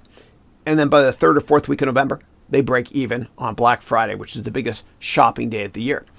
And if you just look at 1 month and you annualize it, meaning multiply it by 12 in terms of revenue, it's garbage in, garbage out. It's not going to help you because not every month is that great, which is why I always say look at a 6 month trailing average. Okay, next up, El Greg de la Pampa is saying, hey, Chris. Hey, everyone. Hey, Greg. Hope all is well. I'm going to mount a Raspberry cluster for cryptocurrency mining. Cool. I did that years ago. So what I used to do was when I mined cryptos, when I first kind of started out, we kind of used Raspberry Pis, and then it got competitive for Bitcoin. So I used a laptop, right? And then I used a desktop, and I used an SGI supercomputer, whatever. And then I got priced out of the market. And then I use amp miners as well to be part of a pool. Yeah, but it gets more competitive. Yeah. And so for newer cryptocurrencies, yes, you can use products that have low processing power. The most important component is always the graphics card in the long run. But I remember those days of using Raspberry clusters. Yeah. And then Greg also wrote, Chris, the shirt and jacket interview time? ? Yeah. Things aren't going so well for me, man. Yeah. I don't know. I'm trying something different here. It feels kind of weird, man. It's like this is not my style. I'm used to like a black shirt. I even cut my hair last night. Yeah, hair's getting too long, man. Yeah. And then Greg wrote, Chris, I changed my nickname in case you don't recognize me. I am Greg, the Yankees fan. Greg, the Blue Jays are better, right? You know that. Like we're a little bit better than you guys this year. You guys are not having a great year, right? Yeah. My son Andrew's a diehard Yankees fan because he was born on the Upper East Side, New York. Yeah. And so he has a big poster on his wall. It's a fathead poster of Derek Jeter. And so I'm like, okay, it's the Yankees, but Jeter's cool. That's all right. And Jeter's a great role model because what happened, the reason Jeter is so successful, and he used to park his car in my building when I lived in Manhattan. And of course, I asked, this is back in like 04 or 05 or whatever, or before that. I asked the car tenants in my building, I said, what's he like? He said, he's a great guy. Like what he does is whenever he would meet, when he was single, when he would meet a woman, and he'd always, when he left, leave flowers. And I'm going to shut up now. I'm not going to talk anymore. Yeah. But Jeter's a great role model. And so what happened with him was when he was 9 years old, his parents made him write a 1-page contract every January. And he wrote a book about this called The Contract. And I have one of my kids read it during the summer. I make my kids read like half hour, 45 minutes a day during the summers. But what happened was that contract is a contract between him and his parents. And that contract was basically 10 things he was going to do for the year, and he had to put it up on his wall. For example, I'll get A's and B's, I'll make my room, my bed, whatever. I'll get, be polite to my family and all that stuff. And by writing down his goals and putting it on the wall, it's one of the many reasons why Jeter was so incredibly successful in all aspects of his life. And so you have to all write down your goals. And the problem with writing down your goals and New Year's resolutions is that people usually give up on their New Year's resolutions by the 3rd week of January. And the reason why they give up by the third week of January is because they don't set a deadline date. And so when you write down your goals, you have to set a deadline date. Also, you have to vocalize it. And so for me, I remember telling my friends and family that I was writing a book years ago. I vocalized it. And so every time I saw them, they're like, how's that book coming along? I was like, damn it, I got to get it done now. And eventually I set a deadline date. And so I want all of you to write a book as well, please. And I have a lot of students that have written books. Let me see if I have it here. I had here it is here. Yeah. So one of my students wrote this book here. His name is Benjamin Bergen. He just published it. And it's called The Bitcoin Defect. Anybody can write a book. All you have to do is use my templates. And so I challenge you all, and I say it with love in my heart, to write a book. And when you go to informational meetings or meeting with customers or interviews, you bring that book. Why? Because your competition won't do that. How badly do you want that job? And so the way to write a book is you go to my website, you go to harounventures.com/write book. Okay, all lowercase. Write book. One word. Whoops. Forgot the slash there. Cut. Paste. Yeah. And so you can download the template here. The template is in 6 inches by 9 inch format, and it's got 1 page of instructions. It costs you nothing. If you know how to use Microsoft Word, you can write a book as well. So please write a book. Yeah.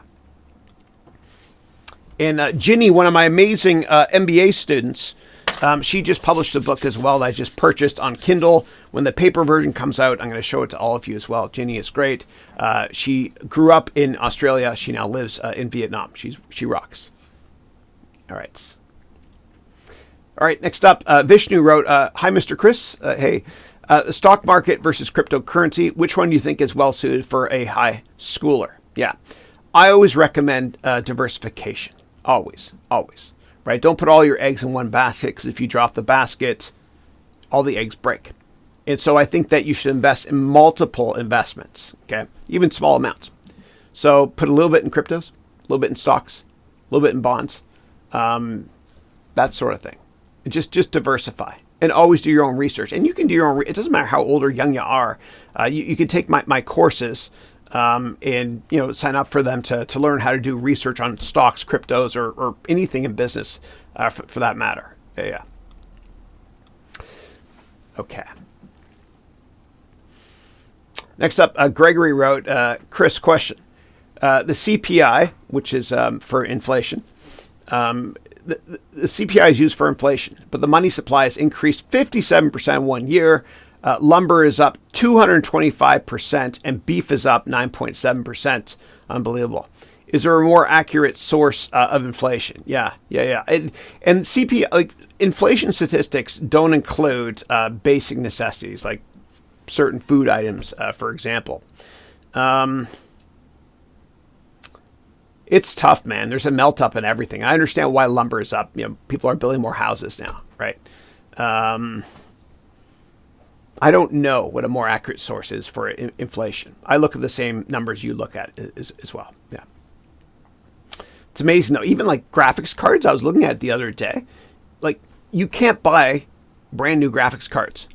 And if you do, they're triple the price of what they should be, right? You can't find them anywhere. There's just been, and the same thing with microchips, right? It's scary. A lot of companies can't get access to chips, partially because last year companies overfired, right? They cut into muscle, and also because you're seeing insane growth in many different tech markets. Yeah, we live in interesting times. All right, Little Sip is saying. Little Sip is saying, I like, I guess that was subconscious, yeah. Is saying, I like the format, but as always, high quality. Okay, good, thank you. I've done 3 courses of yours, and I want to say, and you wrote all in caps, thank you. I appreciate that, thank you. You're the one, thank you. And then you wrote, I wanted to ask you, do you think we're heading for a crash with stimulus checks, NFTs, and cryptos, etc.? Yeah. It'll happen. But and I worked at one of the largest hedge funds in the world years ago, at Pequot Capital, And Art Sandberg, who's the legendary founder, and God bless him, he just passed away from pancreatic cancer. Poor, great guy. I learned a lot from him. But Art Sandberg, he said, never stand in the way of insanity. He said, markets peak, markets trough. You'll never be able to time it, right? So when the market's going up a lot, it's too tough to short the market and bet against it. And he would always say, let the market roll over and then start shorting, right? And for my students, I don't recommend shorting. I recommend buying puts. I do, yeah. You can't time it, though. You can't time it. Like in 1636, in Europe, in Holland, the price of tulip bulbs went up hundreds and hundreds and hundreds of percent. And it went up and it lasted a year or so until 1637, and then it crashed. Nobody can time these things, right? And history repeats itself when it comes to bubbles. Nobody can time these things. And what happens quite often is a black swan, which is the title of a great book by Nassim Taleb, and black swans are rare, but a black swan event can cause markets to pull back, right? Markets that are overvalued. For example, in 2001, it was 9/11. Nobody could have predicted that. In 2008, it was the financial crisis. And then COVID in 2020, right? And these are external events that we just don't know about, right? The black swan rare events. Quite often, they can cause markets to burst. Yeah, it's hard. It's hard. It's the market can stay irrational longer than we can stay solvent. That's a famous historical quote. And so what I recommend is just think long term and just keep accumulating your favorite stocks on weakness. Yeah. But are these markets going to pull back? Of course they will at some point. You just can't time it. You can't time it. Yeah. Yeah. And I remember back in 2006, a couple of us were pitching to Art Sandberg at Pequot. Hey, we should short the home builders like Lennar, ticker LEN, and KBH, ticker KBH, because of the real estate bubble. And that's when Art Sandberg said to us, hold on a second, never stand in the way of insanity. It's just too tough to time these things. And eventually it took 2 years till 2008 when those home builders I mentioned crashed. Yeah, it's hard. That's why you got to be long-term focused always. There's a lot of people that have started trading a lot, right? And they have to, and I say it with love in my heart, understand that if you're a new trader, what we've seen over the past year is not normal, right? This is not how it usually is. Just be long-term focused, like Mr. Buffett.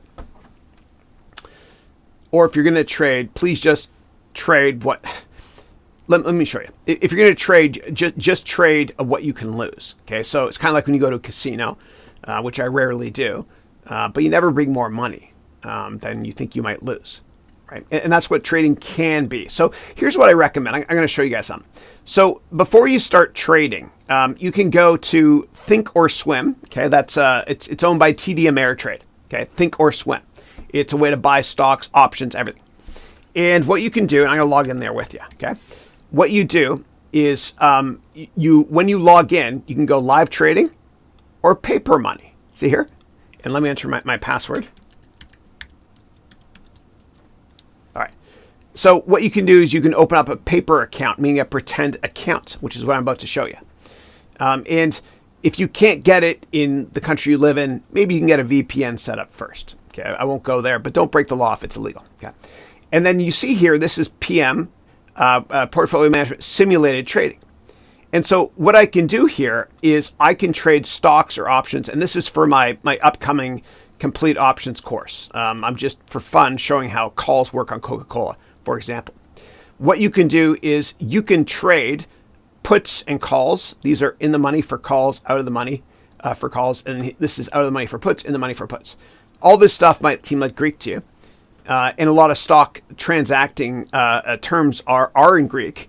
But what I recommend doing is having a paper simulated account first. Again, this is called Think or Swim, which is owned by TD Ameritrade.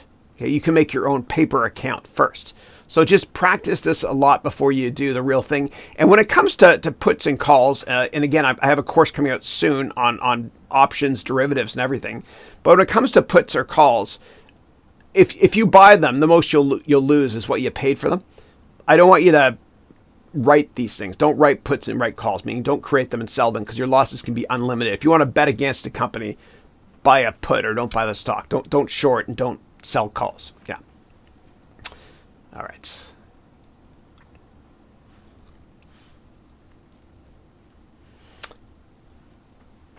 All right, next up, Mr. Nobody is saying, Chris, one time you said that you haven't yet found the Google of the crypto industry. That's right.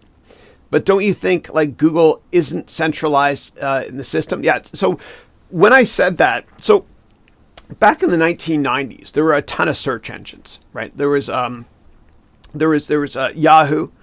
there was Alta Vista, which was bought by Compaq, which was bought by HP, which split up. There was Ask Jeeves. There was a ton of them. There's a ton of them. InfoSeek, etc. And then what happened was in late 98 or 99, whatever, Sergey Brin and Larry Page founded Google. And Google is a better mousetrap, right? It's just a better way to search. And so that's what I was talking about. You know, I still haven't found the best cryptocurrency. Like there's trying to solve for X, right? A cryptocurrency that's fast, that's scalable, that has limited supply, that has the best blockchain possible.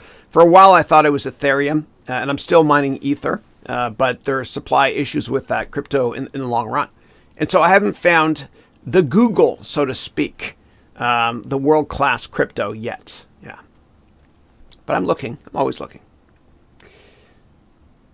All right, next up, Greg is saying, Chris, have you seen the sad news in New York City of a hedge fund owner committed suicide after closing his fund? I've not seen that. No. Yeah. No, I've not seen that. God bless him. Yeah.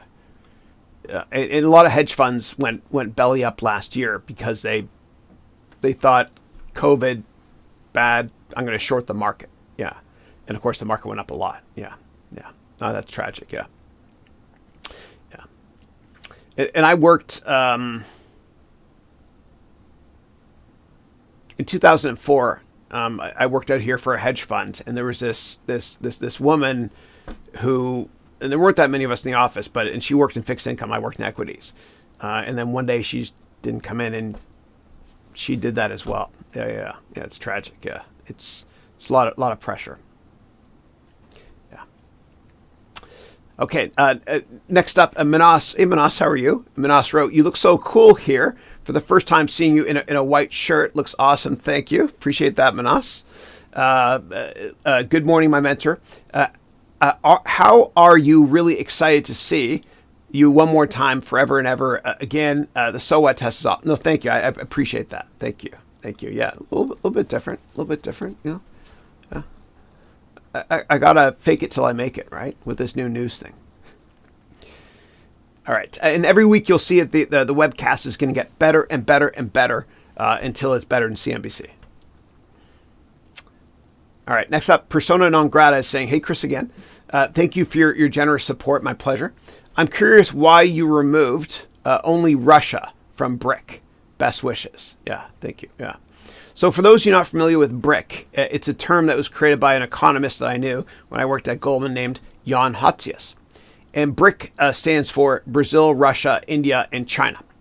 And those are emerging markets that Wall Street loved for ages, right? High growth markets. For me, I've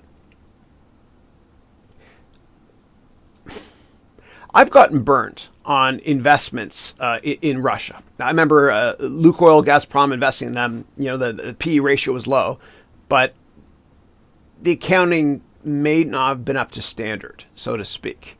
So from an accounting perspective, that kind of worried me, which is why I do get a little bit worried in investing in those markets. You know, there are smart guys there like Yuri Milner, who I respect a lot with Yandex.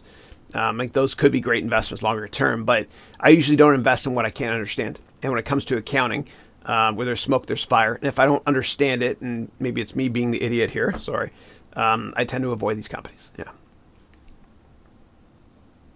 And that is not, that maybe is more of a critique of Russian government policy than people, of course. Yeah. Yeah.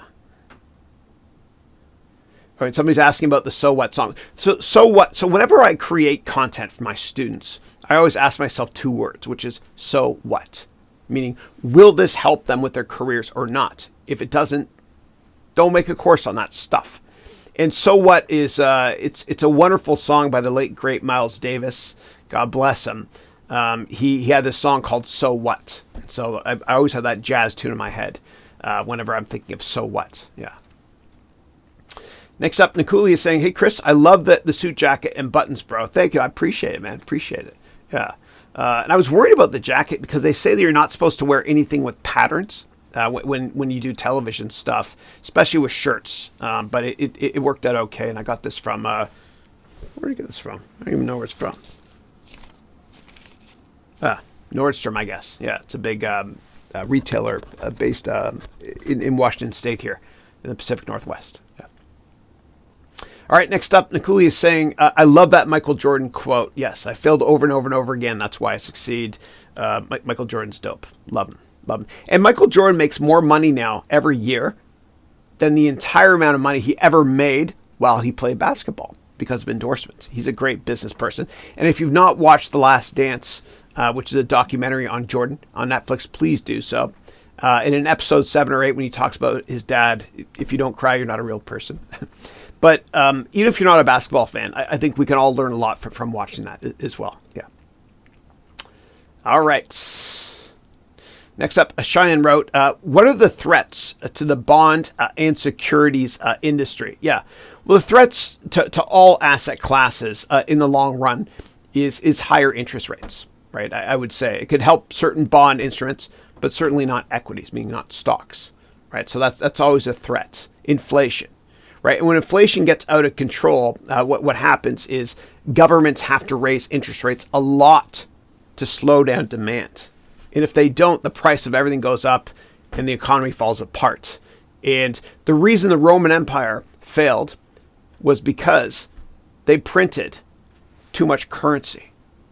It's true. And many economies have defaulted because of that. You know, more recently it was Venezuela with the fuerte, which is ironically strong in Spanish. They had to get rid of it because inflation was close to 1,000,000% per day. You know, it happened also in Zimbabwe. The daily inflation rate was close to 100% in September and October of 2008. It's tragic. It's tragic. It happened with the Deutschmark after World War I. So when inflation spikes, when the prices go up too much, which could be happening soon if demand improves even more. But when inflation spikes, what happens is governments have to raise interest rates aggressively, right? Otherwise, what happens is people lose confidence in the economy. And so what happened in 1980, I'll never forget this. You know, my dad started his company in the 70s. And what happened was you had inflation in the United States. And so Paul Volcker, who was the Federal Reserve chairperson at the time, the person in charge of raising and lowering interest rates. What Volcker did was he flew to Germany to meet with his buddy Helmut Kohl. And he asked the Germans how they dealt or could have dealt in hindsight with the Deutschmark crisis after World War I. And they advised Volcker just to be aggressive and raise rates. And that's what Volcker did. He raised interest rates to about 20% in the early 80s. And it was tough. And I remember my dad, poor thing, he started his company and he had a mortgage on the house, 20%. Crazy. And in Canada, you cannot write off the interest in your mortgage, unlike the United States. And so if and when inflation gets out of hand, the governments are going to raise interest rates aggressively. And I criticize the Federal Reserve for not raising rates more when times were good during the Trump administration. And I know hindsight's 2020. I get it. But if you don't raise rates a little bit every now and then you don't have dry powder to jumpstart the economy by cutting rates. Yeah. And the problem is politicians in general, and this is a bipartisan comment, they're so short-term focused. Yeah. All right. And Rishab said, hey, Chris, good to see you. Likewise. Next up, Harsh is saying, is Google and Facebook exiting Australia? I don't think so. I know that in Australia there was chatter about regulating the news industry, which is ironic, seeing that that's where Rupert Murdoch is from. Yeah. But I do believe that Google is going to be split up, as I mentioned earlier in today's webcast, by the Department of Justice, from an antitrust perspective. If not, the EU will force it somehow. Kind of like they tried to force Microsoft to unbundle Internet Explorer back in 1999. All right, Manas wrote, so my dear mentor, I want some help from you. Sure. Can you send me some pictures of your studio and office? It's awesome. I'm literally copying your studio or modeling it, and I'm really not sorry for that. I just love your studio, and I want to copy it. Thank you. I appreciate that. So the best thing I recommend doing is you can go to my website, which is Haroun education.com, and then if you go up here to About Chris and more, that's how we say it in Canada, About, and then you go to press. You'll see pictures here. And by the way, I put this up recently too. Please note, we do not accept any sponsorship deals of any kind, regardless of the remuneration amount from any company. We also do not accept or make partnership deals of any kind at my company, as we are 1,000,000% focused on adding tremendous value, humbly, hopefully, to our students. But if you scroll down, you'll see just some pictures. Yeah. And I think if you go to the CNBC article here, I think they have more pictures. Oh, here it is here. Yeah. So if you scroll down, and CNBC owns this, or NBC owns Grow, you'll see pictures here of the studio. Yeah. But if you're just getting started, what I recommend doing is you buy lights from a company called Westcott Basics. Okay. And usually it's less than $200. I guess they increased price because there's a lot of demand for it. But you can buy an entire set of 2 lights, meaning one on each side, called the fill light and the key light. And then behind you can put a cheap lamp. Make sure it's not touching the wall for fire reasons, just to give you kind of a pop, 3D look from the wall. And then you can use your cell phone, right? These things are amazing, right? Android handset and iOS, of course. And then in terms of the microphone, you can buy a Blue Yeti, right? So I'll show you the Blue Yeti to buy. So the Blue Yeti, it looks like this, right? It's a great starter mic. It's good, right? It works exceptionally well. It's just plug and play. Now, in terms of the camera, if you don't want to use your cell phone, I recommend getting a Canon M50. I always forget if it's 2 M's or 1. N's or 1, yeah. So the Canon M50, okay? And this is a mirrorless camera, which is high quality, and you can vlog with it as well, right? Because the screen you can turn around on the back. Yeah. All right. And I also have a course called Video Production Masterclass on Udemy. If you want, you can take that. It's like 27 hours long, which explains everything about videography and all that stuff. And in my MBA degree program, we do it in much more detail, and it's more thorough and stuff and current. Yeah. And the other one's current too. All right. And next up, Forster wrote, "Hey, Chris, it's my first time on the webcast. Thank you for joining us, Forster. I hope you join us again. I must say that you are my mentor, and will likely to say a big thank you to you and your team. Thank you. I appreciate that. Thank you. God bless you. And none of this would be possible without my team. I have a great team. So Matt Lacousse is my chief creative officer. He's awesome. He was my son Dylan's golf teacher. And I met him, and I sized him up within 30 seconds, and I knew this is the guy I wanted to go into business with. He's awesome. He's the best. Yeah. I also want to thank Doug, who is Canadian. He's one of my amazing editors as well. I've got Joey from Ziggy Media, Elon, and Joe. I have a great team. Yeah. And of course, John Clee. I'll never forget John Clee. I hired him. He was on my weekly webcast here as well. I hope I'm not forgetting anybody. Yeah. If I am, the older I get, the better I was. That's why I've seen your moments. Okay. All right. Oh, and Jean Marco as well for helping with the blog. He's awesome. All right. Next up, we got Manas, who wrote, "Can I please have? Oh, yeah. The pictures for the studio. You can go to my website and get them there. You'll see them from the NBC article thing. Yeah. And Lil Sip wrote, "Don't mess with Chris, scammers." Yeah. And you're talking about the cryptocurrency thing. Yeah. And I thought about going after that dude as well. And again, you can watch that vlog to see how I dealt with that person. But I just turned the other cheek. Everybody deserves a second chance, right? Like I used to go in the prison system here in Redwood City, in the McGuire Correctional Facility. I had a police do background check on me and stuff to help out a lot of kids, basically 20-year-old guys that had a deadbeat father. There's no such thing as a deadbeat mother, and I just wanted to help. And that could have been me easily if I got caught for half the crap I did growing up. Yeah. So everyone deserves a second chance. Yeah. And my favorite kind of student is somebody that's poor, smart, and hungry, that wants to reinvent themselves. That's what drives me, not the money. But I want somebody that's poor, smart, and hungry. Yeah. And even people, and I do have former, people that have been arrested as students of mine, and they're just the wrong place at the wrong time. And that could have been me. And they're reinventing themselves, and I believe in them. Okay. And then Manas wrote, I was watching your interview on CNBC. It was actually on NBC, yeah. You tend to say that if you sell cryptocurrencies, you need to pay taxes. But if you just keep it and not sell it, you ain't paying taxes, however. How? Yeah.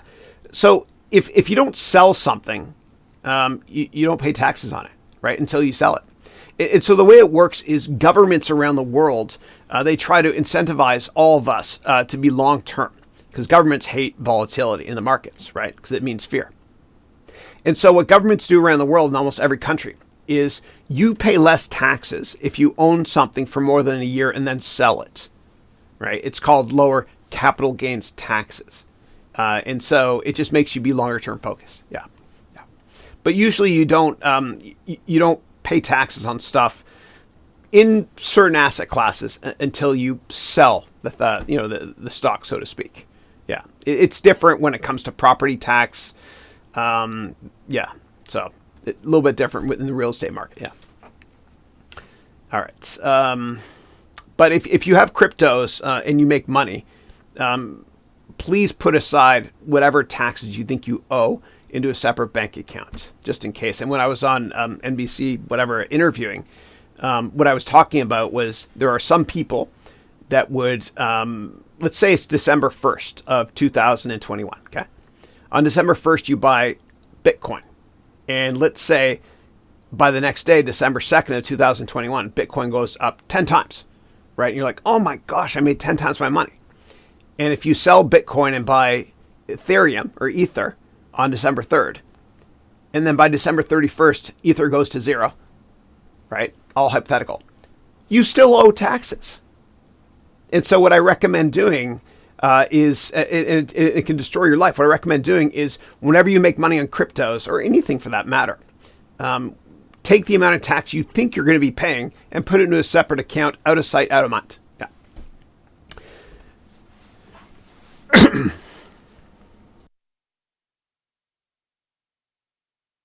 I'm good. All right.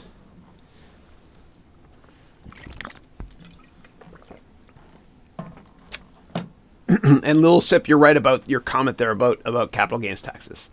And Manas wrote, which are the YouTubers you're following now? Can you name any 5 of them, please? I don't watch that. Nobody. I mean, I guess Marquise, who does amazing tech reviews. That guy's awesome. I watch his stuff, right? Whenever he has, I don't know, tech comments about new products and stuff. He's great. His delivery is amazing as well. And he's very genuine, and he's very objective as well. I like him a lot, Marquise. Yeah. But that's really it. There's nobody else. Yeah.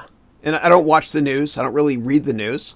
Sometimes I find out about developments for my students. I'm starting to look at business news a little bit more so now, so I can do my news show here, which we're experimenting with. Yeah. All right. Next up, Manas wrote, a very smart person said to me, the last beat time to invest was World War II, and the next best time is now during COVID times. What are your thoughts on this one? Yeah. So I would say that, again, look at, like I showed before, look at the VIX, the ticker on the VIX. When the VIX spikes a lot, there's maximum fear, and that's when you buy. Yeah.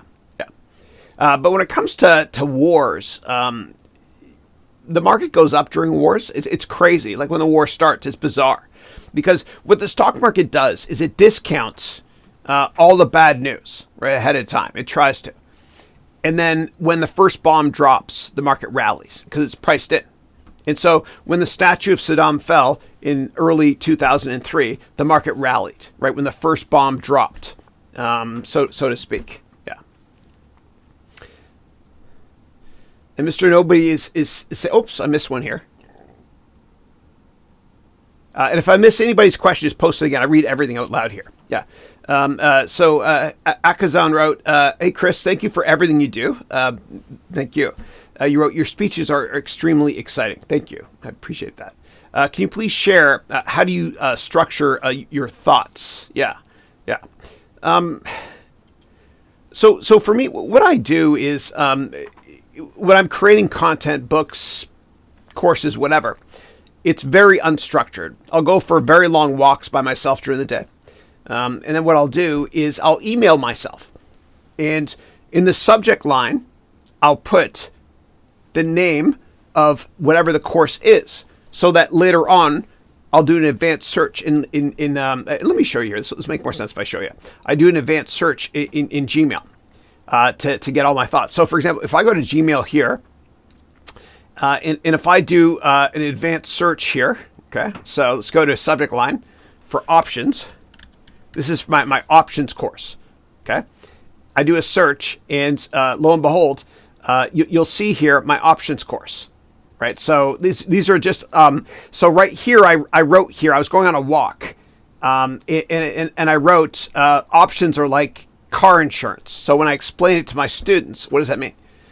Well, when you buy life insurance, you're paying this much money so that if something bad happens, your family gets this much money. Okay, and this money's gone forever, right? That small amount.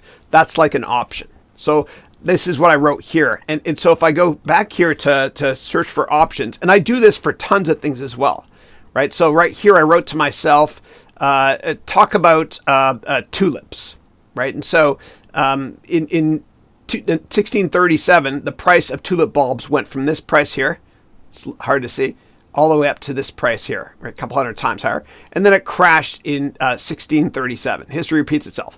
So these are just ideas. So that's for my options course. I also do have the same one for real estate. If I search for real estate, this is just how I structure my thoughts. Yeah. And then what I do ultimately is I then take all that stuff, all those random thoughts on the options course or whatever it is, and I'll paste it into a Word document, Microsoft Word. And it's a massive document, right? It can be hundreds and hundreds of pages, or my crypto course, it was over 1,000 pages. Then what I do is I drag and drop stuff, and I create H1 headings and H2 headings. And H1 headings are sections of a course. H2s are lessons. And then I insert a table of contents. Yeah.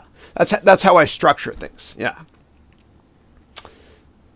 But what you can also do is, and I teach my students about this in many of my courses and my MBA degree program, which you can check out right here. What I also do is I have a number of crutches that I've developed, right, like frameworks. And so when I'm having trouble thinking, which happens all the time, what I'll do is I'll use transition words, like moving on to, in terms of, the bottom line is. And when I'm rambling a lot, I'll say the bottom line is, that sort of thing. But there's other frameworks or crutches you can use to structure your thoughts when you're in an interview. For example, there's the SWOT analysis, SWOT, which stands for strengths, weaknesses, opportunities, and threats. And so when somebody asks you a question in an interview and you're not sure exactly how to answer it, you can say, well, let's discuss the strengths. The strengths of the company are this. Moving on to the weaknesses. The weaknesses are yada, yada. In terms of the opportunities, and lastly, threats. And the bottom line is whatever. And so these are crutches, as I refer to them, that can help you in many aspects of business, to help you think on your toes. And what a lot of teachers do is they repeat questions. And when they're repeating the question for a webcast or whatever it is, this buys the person, the teacher, whatever it is, time to think about what the answer might be. But you also have to love doing what you're doing to be effective at it. Yeah.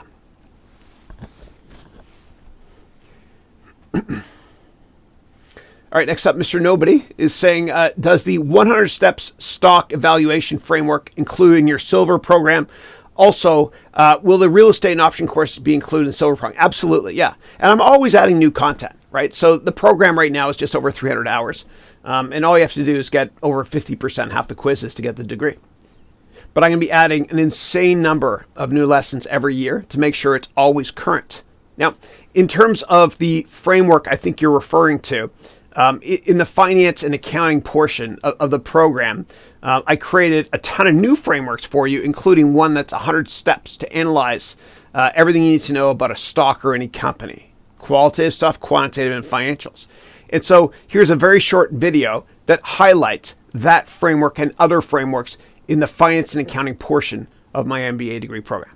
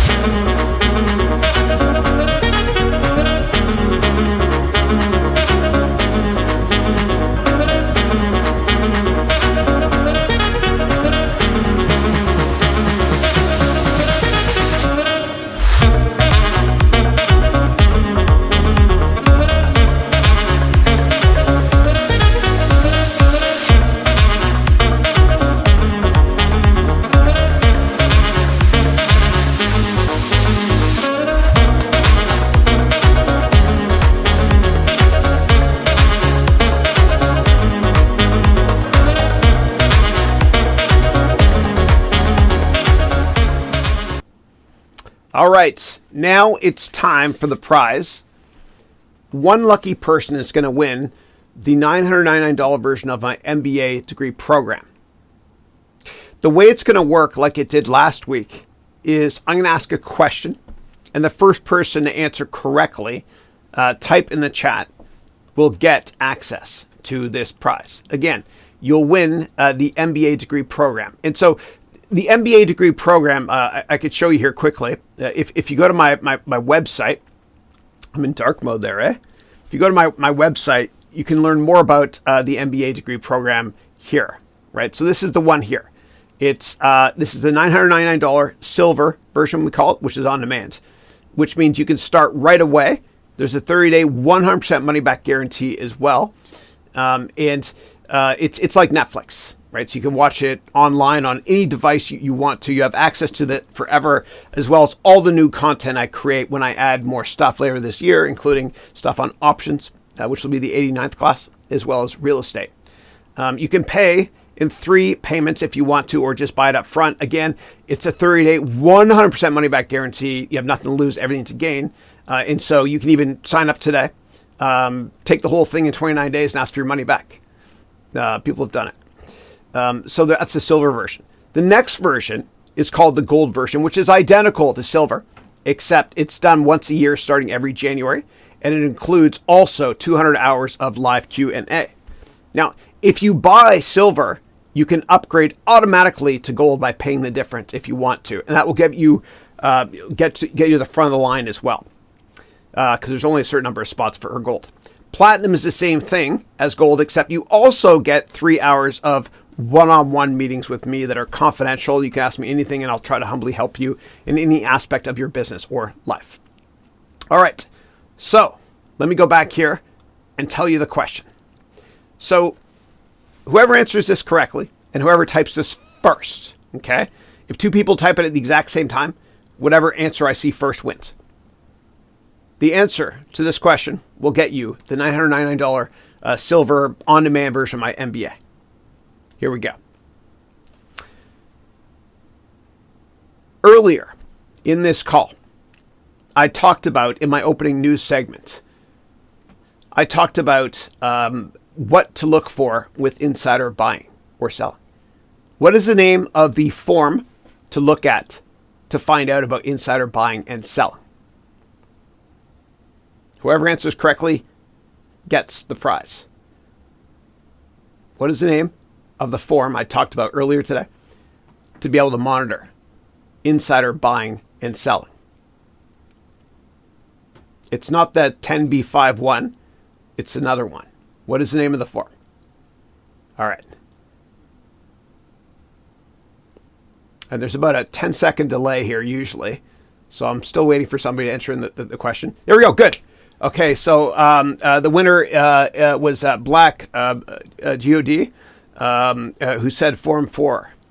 So Black God said Form 4. So you win. And so a lot of people entered it here, but the first one was somebody by the name of Black God. So please email or please send me a LinkedIn message to over LinkedIn.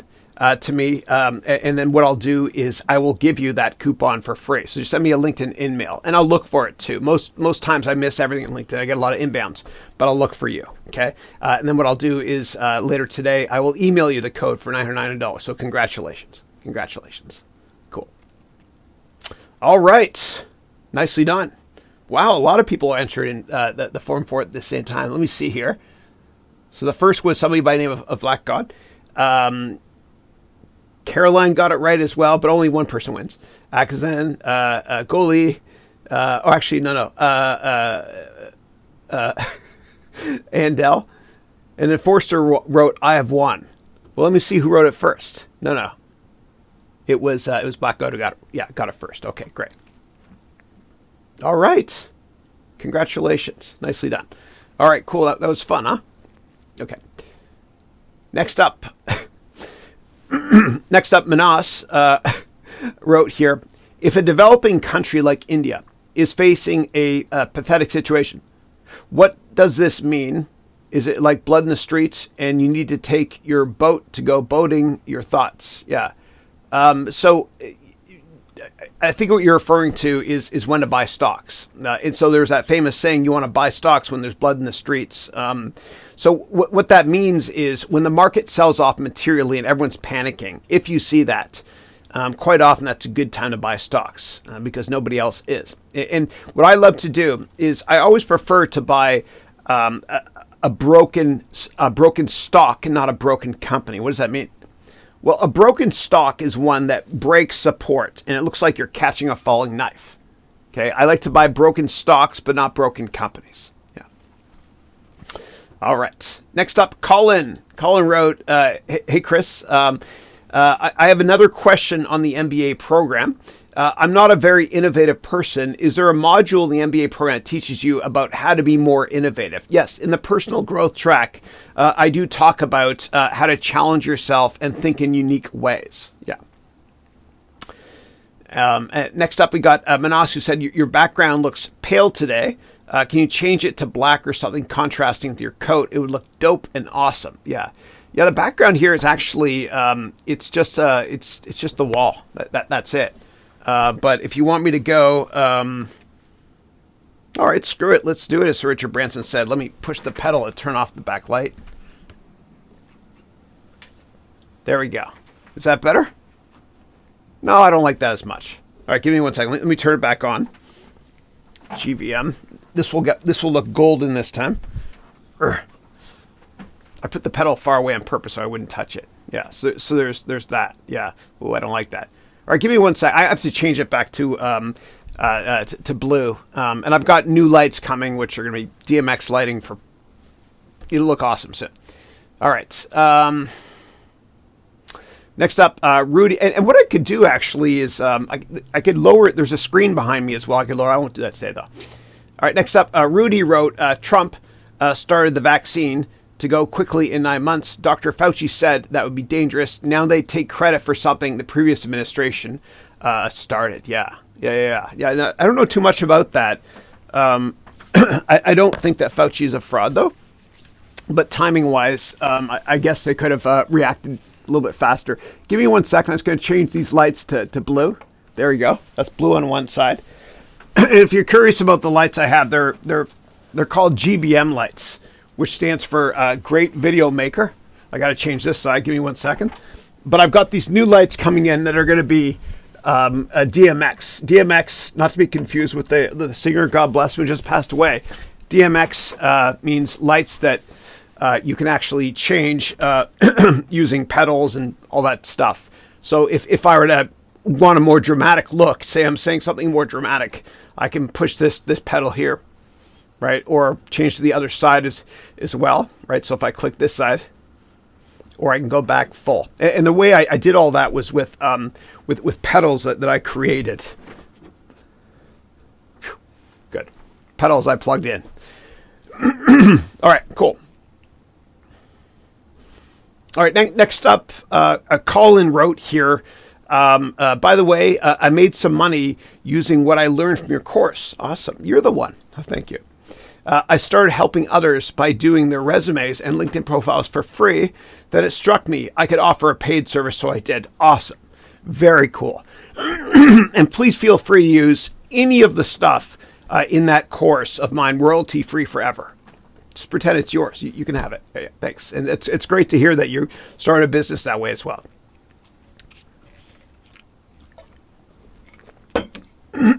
And my librarian at my school growing up was Isabel Hodge. Wonder if you're probably not from Canada, but you never know. All right, and great job on starting that company as well. So give me 1 second, please.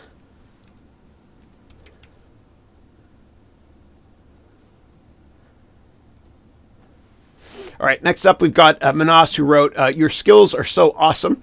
Thank you. That you can make the boring of subjects the most interesting ones. Whenever you come to India again, just text me 24 hours ago and I'll commit to be there to pick you up. Thank you. I appreciate that. I'd love to go to India again. And my first trip to India changed me. There's a university I used to teach at during the evenings called the Halt International School of Business. And they flew me to India to teach classes in Mumbai as well as in Delhi. And that trip changed me because when I landed in Mumbai, the taxi, when he took me to my hotel, he drove through the slums. Now, there's 25 million people in Mumbai, we know. A lot of wealthy people, but a lot in the slums, like 20 million in the slums. And when we drove through the slums, it was unbelievable because I've never seen so many people so happy with nothing. And that changed me. It really, really did. And as the Dalai Lama said, the problem with Western society is we sacrifice our health, our entire lives in order to make money. And then at the end of our lives, we sacrifice all of our money in order to maintain our health. And then we look back and we realized we never really lived to begin with. And dosa is the best food ever. I went to Punjabi Grill at the Delhi airport and the Mumbai airport. I went to, and I ate the dosa there. It was amazing. Amazing. Best food ever. Okay. And then Goldie wrote, you look great, Chris. And then a couple emojis. Thank you. Appreciate that. Thank you. A little bit different, huh? A little different. And then Eli wrote, you're definitely a real teacher. Thank you for your hard work. Thank you. And I appreciate it. I'm trying to fake it till I make it. Yeah. Okay, next up we got Manas, who wrote, I recently got criticized so badly. And believe me, I laughed for 15 minutes straight and so hard that I fell off the chair, and I'm still laughing when I'm typing it. It's awesome. I love it. I love it. Yes. Unjustified criticism is nothing more than a disguised compliment. So bring it on. It's kind of like, I don't know if you guys ever watched Jimmy Kimmel's show, but Jimmy Kimmel, who has a talk show in America, what he does every now and then is he has celebrities read mean tweets. And all they do is they read mean tweets. And they're hysterical. And unjustified criticism is nothing more than a disguised compliment. So we got to condition ourselves to think that way, right? We got to be like Teflon whenever somebody criticizes us, and just tell ourselves in our mind when somebody criticizes us, thank you. You're so insecure that you had to say that. Thank you for the compliments. Perception becomes reality. Next up, Manas wrote, God bless you, my mentor. Hope to teach a class with you. Stay safe. May God bless your family forever. Bonsoir, merci beaucoup. Thank you. I appreciate that. God bless you way, way more. There's a picture I wanted to show you. I don't think I have it. Oh, here it is. Here. Yeah. So here are my family. Here are my kids here. They're like sons to me. Yeah. So this here is Andrew. That's Matthew, and that's Dylan. Dylan, Andrew, Matthew. Damn or Mad. M-A-D. That's how I remember. Yeah. And they're fun. They're a little bit older right now. But by the time your kids are 12 years old, you've already spent 90% of the time you'll ever spend with them. And so the only silver lining I could see from this whole awful COVID thing is I got to bond with my especially with Andrew, working out in the garage with him a little bit more. So take that opportunity to meet, to spend time with your kids. I remember with Andrew when he was really, really young, there was daddy student day at school, and I missed it because I had an important meeting. That meeting was so important that I don't even remember what meeting that was, but I remember missing that. So don't be that person that misses that meeting with your kid at school. Family first. All right. Next up, Mike wrote here, "Hey Chris, I have your crypto course. Great course, by the way. Thank you. Do you have any idea when your options and real estate investing courses will be available?" Yeah, second half of this year. And if you're watching the replay of this, this is the first half right now of 2021. Yeah, it'll be fun. You're gonna love it. Like I'm going all out on this options course. I always try to make courses that are much better and more entertaining than the previous ones. I've even got costumes to explain it. So let me show you. Actually, this will be fun. Nice little dry run. So I've got. I bought over eBay a lot of stuff, right? So I bought a hat that farmers wear.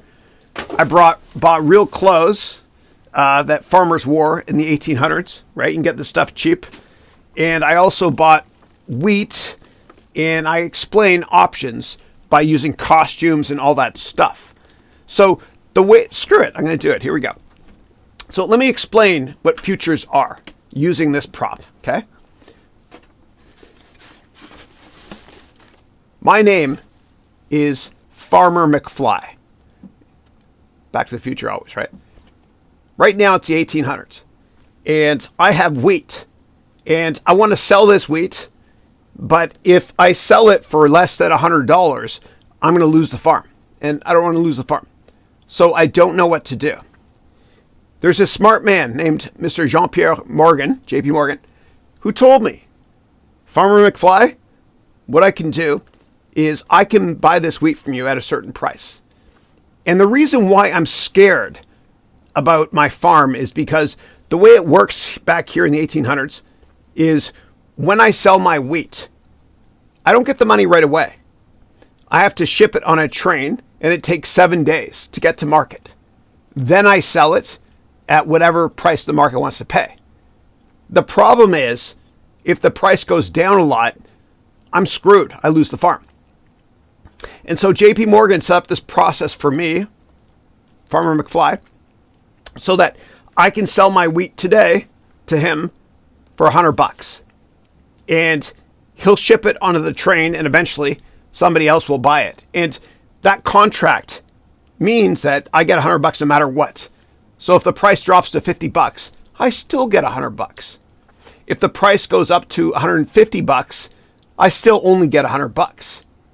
But this is called a futures contract. So who would buy this grain on the other end, right? So wheat is obviously it's part of big companies like General Mills, ticker GIS, right? They have to buy wheat as well, and they put it in their cereal called Wheaties. And so they're on the other side of that trade by buying wheat futures, right? And interestingly enough, this is a box. This is Michael Phelps, who won a gazillion gold medals in the Olympics. And this box is from 2012. And they took him off the cover of the box because he was caught doing weed, doing drugs. And so the new version of this box, which I'm going to create, says, "Winners don't do drugs. Champions do." No? All right. So anyway, that's how futures works. And so futures is when you sell something today in the future and you lock in a price. And that price is set in stone, right? I'm legally bound to sell at that price, $100 for wheat, for example. That differs from options because options basically means you have the option to buy a stock at a certain price, right? And so if this is a stock, and there's a lot of hockey references because I'm Canadian in this course coming out soon. So you buy a stock, worst case scenario, it goes down and, it's worth a little bit less than this hockey puck, right? But you still own it. An option is a bit different from a stock because an option actually, you have the right to own the stock if it goes up in price a lot, right? And so when you buy a stock, you pay this much, okay? When you buy an option, it costs you a little bit less, okay? And this is an old New York Islanders hockey thing. You own a little bit less of it. And the option is worth a lot if it goes up and down in value a lot, right? Options are very volatile. And the most I can lose is this much. So anyway, that kind of explains futures as well as options. And all this stuff is referred to as derivatives. Okay, so futures contracts and options are under the umbrella of derivatives. And derivatives markets are massive. Like, people don't realize this, and I'm going to teach it in a fun way. But the size of the global stock market, if you add up the price of every stock on this planet, it adds up to just over $90 trillion. But the size of the total derivatives markets, meaning futures, options, swaps, forwards, warrants, etc., the size of the total derivatives market is $600 trillion. It's more than 6 times bigger than the stock market. It's huge. And people don't just use derivatives to make money, right? It's not just offensive in hockey. It's also defensive, right? And so, in hockey, there's offensive players like Gretzky, right? And there's also defensive players as well. And so when you buy stocks, it's offensive, right? You're trying to, get a goal, c'est le but, and make money. With options, you're trying to make money, or you're trying to defend as well, right? So it's like insurance. And so options are offensive and defensive as well. They can protect capital. Big companies use options with currency as well, because big companies make a lot of money in different markets where there's different currencies. And so what they can do is they can hedge in case certain currencies go up and down a lot in value. Also, big companies hedge with commodities. So Southwest Airlines, ticker LUV, Southwest Airlines, they realized in 2004 that the price of oil was very volatile. And they're worried because the price of airline tickets was going down in price, but the price of oil was going up a lot. And so what Southwest Airlines did, which is brilliant, was they used options and futures to hedge to protect themselves so that they would only pay a maximum of $50 per barrel of oil for the next decade. Well, lo and behold, fast forward to 2008, oil prices were about $150 in the summer of 2008. And Southwest, because they used derivatives, were able to buy oil still for $50 a barrel, and they were able to cut prices and be predatory and force the industry into bankruptcy, meaning Continental, ticker CAL, Delta, ticker DAL, and AA, which is American Airlines. That's what they did. And it gets controversial, too, when it comes to options. I remember in 9/11, it was terrible. I was in New York. I worked on basically the top floor of the most southern building in Manhattan, Goldman Sachs, at One New York Plaza at the time. And I remember it was awful. We saw the whole thing out our window. It was terrible. But I remember a couple weeks later, the Giuliani, the mayor at the time, allowed everyone to go back to work, right? And so we went back to work. And I was sitting at Goldman Sachs on the trading floor. And this was, late September, third week of September 2001. And what I did was I was really curious about Continental and Delta and American Airlines. And did people buy options on it before 9/11? And so the way it works is, as I was explaining before, when you buy a stock, you get the stock, right? And if it goes down, you lose a bit of money. If it goes up, you make a bit of money. With options, you make money if the stock goes up a lot or down a lot. Okay, and so if a stock goes down, if you buy a put option, that means if the stock goes down a lot, if you buy a put, you make money. And so I was curious. And so I entered into my Bloomberg terminal, which is like finance.yahoo.com. I entered into my Bloomberg terminal, American Airlines, equity OMON, meaning the options monitor. And I noticed that with Continental, Delta, and American Airlines, that the put option volume, right, the number of shares bought for puts, meaning people betting it was going to go down, those airlines, the put option volume for those stocks a couple days before 9/11 was the highest in history. And so those fuckers that did that, they profited as well by using options. And so the options market is massive. As I mentioned, it's 6 times bigger than the stock market globally. And it's not just offensive to make money. People use it for defensive reasons as well, to hedge, like I mentioned with Southwest Airline. And so I'll be talking about this and a lot more and teaching you how to price options and also how to invest in options and futures in my complete options course coming out later this year. And all this stuff that's Greek to you now will make total sense. All right. Sorry for swearing, but I think it was justified. All right. Next up, and Mike Flynn, who asked a question about options. When that course comes out, send me a message, a LinkedIn message. I'll give it to you for free. Thanks. All right. Next up, Goalie wrote, I love blockchain technology. And then you gave me a high five right back at you. Thank you. Okay. Moving on to Forster. Forster saying, Chris, why don't you have frames in your background today? Oh, pictures and stuff. Yeah. I wanted to try something different. You know, I kind of want to jazz it up a bit. Like when I teach different business concepts, I like to teach it differently. So, for example, in finance and accounting, my courses on Udemy and online, I teach using animations. But in my MBA degree program, I have real props. I just like to switch it up and challenge myself and push the goalpost out. Yeah. All right. Next up, Dennis is saying, do you see Bitcoin as a store of value that is resistant to inflation like gold is? Yeah. Yeah, I mean, I do view Bitcoin as digital gold and Litecoin as digital silver, so to speak. Yeah. But I think that when it comes to widespread panic in general, I think gold probably goes up a bit more. Because cryptocurrencies are still a little bit speculative. Yeah.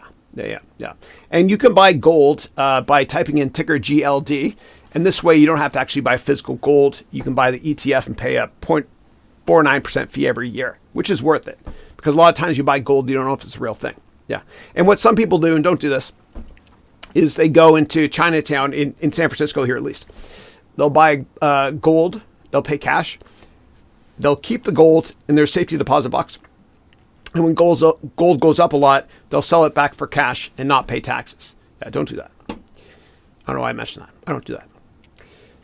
All right. Next up, Lavi is saying namaste, sir. Likewise. Thank you. Okay. And Karanbur is saying, hey, hi, Chris. I can realize that you are heading towards a huge role, making a dent in the universe. Keep it up, please. Thank you.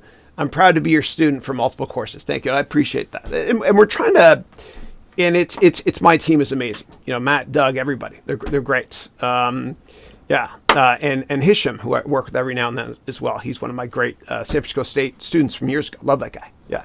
But we're trying to push the goalpost out and change the format a bit as well. And so soon there's going to be moving cameras as well. I reinvest a lot of money. Like in my MBA degree program, I spent over $1 million making the program. And I'm going to always spend tons of money making sure it's always up to date as well. And we recorded the entire thing from 5 camera angles, all in 4K. And then when everybody wants to use 4K, we'll flip that switch as well. So the course is always going to be high quality, masterclass quality, humbly. All right. All right, next up, Lavi wrote, a huge respect and lots of love from India. Lots of love back at you. More love back at you. Thank you. You're my inspiration. You're great. And hopefully, fingers crossed, best wishes with your dent in the universe. Thanks a lot, sir. Thank you. I appreciate it. I love India. I love it. I love everything about India, especially the fact that it's the world's biggest democracy. I love it. Yeah. And I'm bullish on India longer term. I invest a lot of money in India over the years. Not just the IT companies like Satyam, Wipro, Infosys, but also the machinery sector as well, like Mahindra, as well as Crompton and Greaves, Tata, of course. Yeah. Next up, we have Anurag, who's saying, hey, Chris, much love. Likewise. What are some of the positions or designations you've held at your various jobs? Yeah. So, pardon me. So, consultant, I guess when I worked at Accenture, sorry. I guess was analyst and consultant, and then I guess analyst at Goldman Sachs, and then analyst and portfolio managers at hedge funds, and then founder of all my companies, whatever. And now I'm proud to call myself teacher. Because I get a lot of discounts when I go to stores and stuff. I'm just kidding. Actually, no joke. If you're a student in my program, if you go to the Apple store and show that you're a student, right? It doesn't matter what school it is. You get a 5% discount, usually on higher price items. Same thing with teachers, although sometimes I do that, but not too often, yeah. All right. Manas wrote, when are you going to give your Oscar speech? When will I see you on the stage taking the Oscar? You need to think about that too. I hope you're getting closer and closer to it every day. Thank you. I appreciate that. And so, humbly. And so what Manas is referring to is 3 years ago when I first started doing this webcast. We're on week 134 now, so 2.5 years ago, whatever it is. I mentioned that my 10-year goal is to get an Oscar for best documentary that makes the world a better place. And so now it's like 7.5 years or so. And see, I vocalized a goal and I set a date. So I got to make it happen now. I'm scared. Yeah. And as James Cameron said, if you set your goals so high and you fail, you still fail above everyone else's expectation. So for me, what I'm doing is we were looking into maybe doing a documentary this year. I don't know if I'll have time. Working with Adad, my videographer, and also with Matt, my chief operating officer, or my chief creative officer. We're working on thinking about doing a cryptocurrency documentary to go on Netflix. I don't know if I'm going to do that. I don't know if I'll have time this year, but eventually we'll make it happen once we figure out all this stuff. And hats off to Matt for this, making this look good. Yeah. All right, next up, L. Greg is saying a simple comment on the best baseball team, and we have a great, inspiring answer from you. Thanks. Yeah. And I know you're a Yankees fan. I'm a Blue Jays fan. I wore a Don Mattingly hat throughout the entire '80s. He was my favorite player. I wanted to be a first baseman like Donnie Baseball. Of course, I had his Topps rookie card, which it's worth a decent amount now. Yeah. My favorite one, him though, was Don Russ '84. Yeah. And I met him. He signed an autograph for me when I was a kid. Oh, you're going to love this, dude. Okay. So I was with my mom when I was a kid in Fort Lauderdale, where the Yankees used to play spring training. And I wanted to get an autograph from Dave Winfield, and he signed it, actually. It was pretty cool. Mattingly signed. And also, there was Ricky Henderson, right? And Ricky Henderson, he's very outspoken. And you're going to laugh at this. But I'll never forget this. I had the baseball at spring training in Lauderdale back in the 80s. And I said, Ricky, can you please sign my ball? Right? And he looked at me, and in front of all the other parents and kids, and he goes, kiss my ass, kid. He told me to kiss his ass. Yeah. Ricky Henderson. Yeah. So I did not get Ricky Henderson's autograph that day. Yeah. It's a true story. All right, next up, Yuil is saying, glad to see you're still going strong, and thanks for the support. You're definitely a great gentleman. Thank you. No, I try. Well, I'm dressed the part today, finally. Yeah, yeah. I miss my black shirts already. Yeah. No, I have to mix it up and change it. I don't want it to get stale. I want to keep pushing the goalpost out. Yeah. And I'm never going to have a chair in this office ever again because, as Tony Robbins says, motion creates emotion. Yeah. All right, next up we got Cuban Media, who's saying, hello, Chris. The real estate in the United States has risen 12% to the highest rates ever. Don't you think that is the end of the real estate bubble? Yeah. It's so hard to predict it. And I'm buying another building in Southern Ontario, Canada. We're closing today. Just I have to put cash to use somewhere, right? Plus, it's close to a university there, University of Western Ontario in London, Ontario, and students will pay rent and more than offset the mortgage on it. Yeah, it's so hard to call bubbles. You know, when markets peak, markets trough. It's tough. And as Art Sandberg, who I worked for, God bless him, he died of pancreatic cancer not too long ago. I worked for him at Pequot years ago. He said, I've learned over the years never to stand in the way of insanity. You know, markets peak, markets trough. You just can't time it. Because as they say, the market can stay irrational longer than I can stay solvent. Yeah. All right. Next up, Diana Foley wrote, hey, Chris, I'd like to have your thoughts on taking a gap year after high school. I would love to explore more fields during the year, travel, do internships, volunteer, and gain some experience. Yeah, a lot of people, what they'll do is they'll join the Peace Corps for a year. And the Peace Corps was created by JFK, who also created NASA. That guy was an amazing president, man. He was awesome. So a lot of people do the Peace Corps for a year, volunteer work. And it actually helps them on their resume a lot, because, you know, you're giving back. You're giving back. And plus it makes you more worldly as well. Yeah. So I'm all for doing volunteer work like that. Absolutely. Yeah. Yeah. All right. Next up, Andel wrote, thank you very much, Chris. I never knew I would love finance and accounting like how you taught it in the complete financial analyst training and investing course. Thank you. Thank you. And Patrick also loves accounting, he wrote here, in finance. And Endel wrote, the CFA and the Intro to Finance Accounting Modeling Evaluation course. You make me feel like doing a PhD upon completion of the MBA. I'll be joining back your MBA soon. Thank you. I appreciate that. Thank you. PhD stands for Pizza Hut Delivery or plumbing, heating, and something, dishwashing. Yeah. Yeah. No, I'm joking. Thank you. God bless. All right. Next up, Mike wrote, poor, smart, and hungry. Didn't Gordon Gekko say that to Bud Fox on Wall Street? He did. He did. And subconsciously, I probably got it from that. Yeah. Yeah. I think he was talking to Bud Fox, Martin Sheen, or Charlie Sheen in the locker room, right?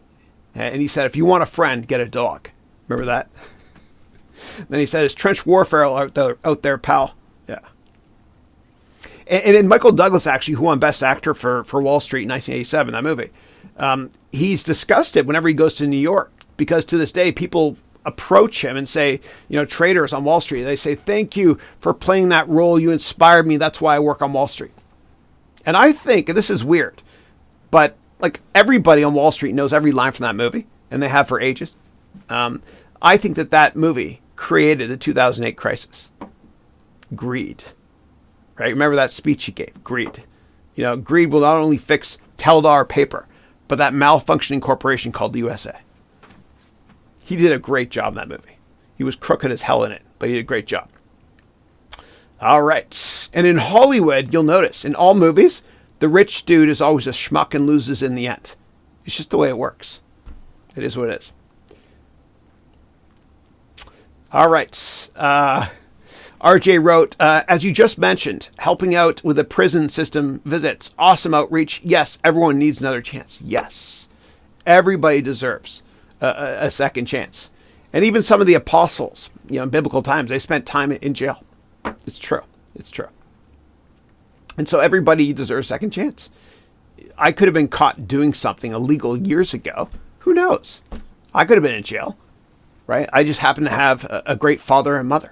You know, most people in jail, they have a deadbeat father. There's no such thing as a deadbeat mother. Yeah. Everyone deserves a second chance. And Mike, thank you for posting that. That was cool. Thanks. Hisham, how are you, man? What's going on? Hisham was one of my great students when I used to teach during the evenings at San Francisco State University, which is the best damn school on the planet. Other Bay Area schools, you have people that are very entitled. I won't name which ones, but State, you had wealthy kids and poor kids, but they were the best. Loved San Francisco State. Yeah. So Hisham wrote, "What's up, Chris? How are you, man? Quick question. Could you please discuss NFTs in simple terms? Thanks." Yeah, absolutely. So all right. This here is a baseball card, okay? It's a replica, the T206 Honus Wagner card. If it was real, it would be worth a lot of money. And the reason why this is worth a lot of money, the real version, I'm a fraud, this is fake. The reason the real version is worth a lot of money is because there weren't that many printed that are still in existence today. And interestingly enough, the cigarette companies created the baseball card market because in the old days, when you had soft packs, the cigarettes would bend. So they put baseball cards in it. So I want you to think about NFTs as being like baseball cards with a limited number out there. Okay. Except they're stored digitally on the cloud, usually on the Ethereum platform. So let me give you an example. So if we go to Topps website. So Topps is the largest baseball card company. They're going public any day now. So if we go to Topps, what Topps has done is they have NFTs as well. Okay. So it sold out really quickly. Where is it here? They probably, oh my God, they take it off here? Oh, here it is here. Yeah, they put it at the bottom because it sold out quickly. Yeah. So this here is their NFT collection. It stands for non-fungible token. Right. And so this is just a press release for the NFTs they had. They sold out really, really fast. OK. And so, yeah, and they're worth a fortune now. So here they are here. Top Series 1 NFT collection. So this is just like a baseball card, but it's digital. There's Vladimir Guerrero, who got 3 home runs against Max Scherzer the other day. Amazing. His dad never did that, and his dad's in the Hall of Fame.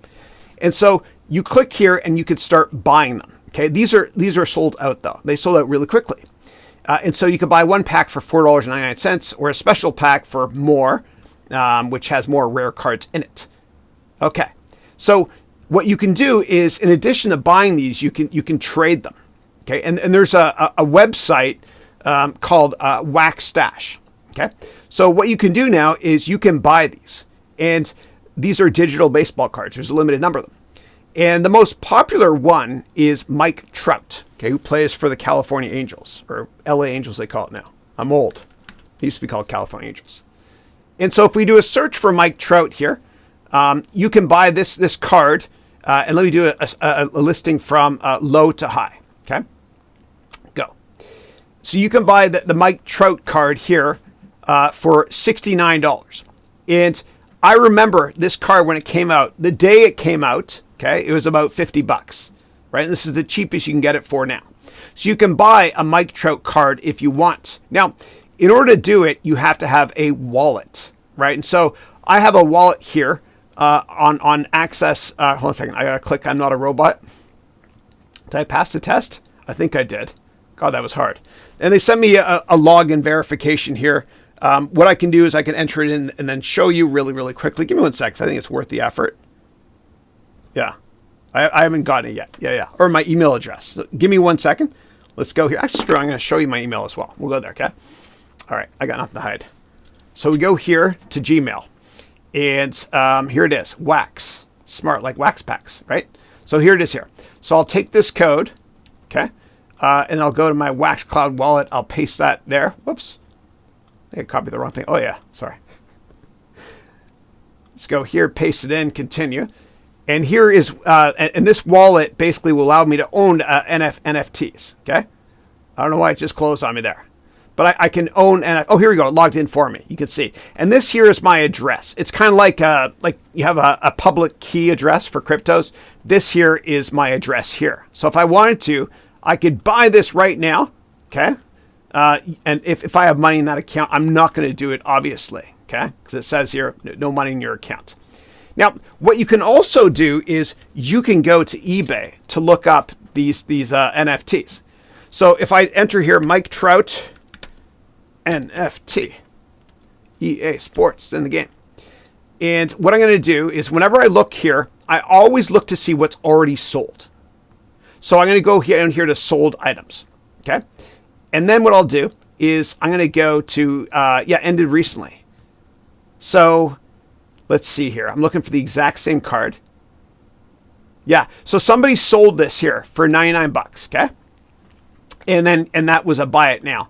Somebody bought this one for $163 on eBay. Okay. Now eBay doesn't have as much volume for NFTs as the NFT platforms do. So you could have bought this card for $68 on that platform I just showed you a second ago, right? And so you might be thinking to yourself that this doesn't really make any sense, Chris. I don't get it. Well, it makes sense because if there's a limited supply with any product in the world, it goes up in price. Like my grandfather used to tell me, Chrissy, buy land. They're not making it anymore. And the younger generation grew up digital, with YouTube. They didn't watch television. They grew up, the YouTube generation, and they grew up buying virtual gems, V-Bucks, whatever it's called in Fortnite. And so a lot of younger people, they grew up not having as many toys as my generation did, physical toys, because they have digital rights to stuff in the cloud. And so they feel very comfortable buying digital baseball cards or digital assets. The bottom line is NFT is all about digital products that have a limited amount of supply. Some of them sell for millions of dollars if there's only one or two out there in the world. And they're usually on the Ethereum platform, the blockchain. Yeah. All right. We live in interesting times. Great to see you, Hisham. Next up, Rudy wrote, I do auto and commercial insurance. I'd love to share all the knowledge with you. Yeah, please do so. If I can be helpful at all, ask me any questions here. Thank you. Yeah. And I remember when you started your insurance company 2 years ago. Next year, Mibiye, who I haven't seen in a while, how are you? Wrote, I'm doing the FMVA program that's offered by CFI. Do you think that's a good program? I don't know anything about it. I'm sorry. Yeah. All right. All right, moving on down here. Lots of congratulations going to Black God who won the $909 MBA. Yeah. All right, and give me 1 second here. All right, we got about 2 minutes left, and if I don't answer your questions, just save them and then ask me again next week, please. And next week will be even more better, as my kids say, than this week's call. All right. Christina, how are you? Christina is one of my amazing MBA students, and she is always challenging me to be the best version I can be of myself. In terms of water, I see it. She always asks me, we compete with each other. It's co-opetition. How much water have I drank? So I'm almost at the 11 a.m. line here. Excellent. Hey, Christina lives here in the San Francisco Bay Area, in South San Francisco, with her wonderful husband, Christian, who's also in my MBA program, and their daughter, Isabella, who's 7. She'll probably be 8 soon, too, eh? Yeah, very cool. All right, so Christina wrote, good morning, Chris. Looking sharp. I like that. Thank you. I like your weekly webcast, new format, pushing the goalposts. Oot. Cheers, Chris. Thank you. Cheers right back at you. Thank you. Marwan is saying, hey, Chris, thank you for doing this. You're most welcome. Thank you for attending. I'm a first-year finance student. I want to work as a mutual fund analyst, but there are no internships or jobs in my city or country. How can I benefit from my summer? Yeah, what I humbly recommend doing is networking a lot. And so you can get informational meetings with and that's sort of the call's over now, but you can get informational meetings by reading my networking book, which you can get on my website for free. Or what you can do is take my complete job course at this link here. And there's a lifetime money back guarantee on that course, which is only $9.99. Lifetime money back guarantee. And that will help you, and I'll teach you all the basics of networking in that course. And you can set up a lot of informational meetings and do a lot of one-page write-ups using my templates and my finance courses. to send to portfolio managers at mutual funds, meaning buy ideas. Yeah. And take my complete financial analyst training course for more details on that, or sign up for my MBA degree program, which goes into a lot of detail as well. Okay, so we are out of time. Again, I see a lot more questions here. If you have additional questions, just save them and ask me next week. I hope you enjoyed this new format of the call. Next week will be even more better as we continue to push the goalpost out. And so if you subscribe to my daily vlog, I'll see you every day at 9 a.m. because my vlogs drop at 9 a.m. San Francisco time every single day. We're coming up on episode 1,000, which is, I think, this Saturday or this Sunday, which means 1,000 episodes or 1,000 vlogs I've done in a row daily without missing one day. It's been crazy, but a fun ride, and we're just getting started. And for my 1,000th one, what I'm going to do is I'm going to republish the vlog I'm humbly most proud of that I think makes a difference. And so check it out. If you don't subscribe to my vlog, that's cool. I'll see you next Thursday and every Thursday at 8 a.m. God bless you all. Have a wonderful weekend. And as I always do, I end with this video, which I licensed from the Silicon Valley Historical Association. Thank you. When you grow up, you tend to get told that the world is the way it is, and your life is just to live your life inside the world, try not to bash into the walls too much, try to have a nice family life, have fun, save a little money. But life, that's a very limited life. Life can be much broader once you discover one simple fact, and that is everything around you that you call life was made up by people that were no smarter than you. And you can change it. You can influence it. You can build your own things that other people can use. And the minute that you understand that you can poke life and actually something will, if you push in, something will pop out the other side, that you can change it, you can mold it, that's maybe the most important thing, is to shake off this erroneous notion that life is there and you're just going to live in it, versus embrace it, change it, improve it, make your mark upon it. I think that's very important. And however you learn that, once you learn it, you'll want to change life and make it better, because it's kind of messed up in a lot of ways. Once you learn that, you'll never be the same again.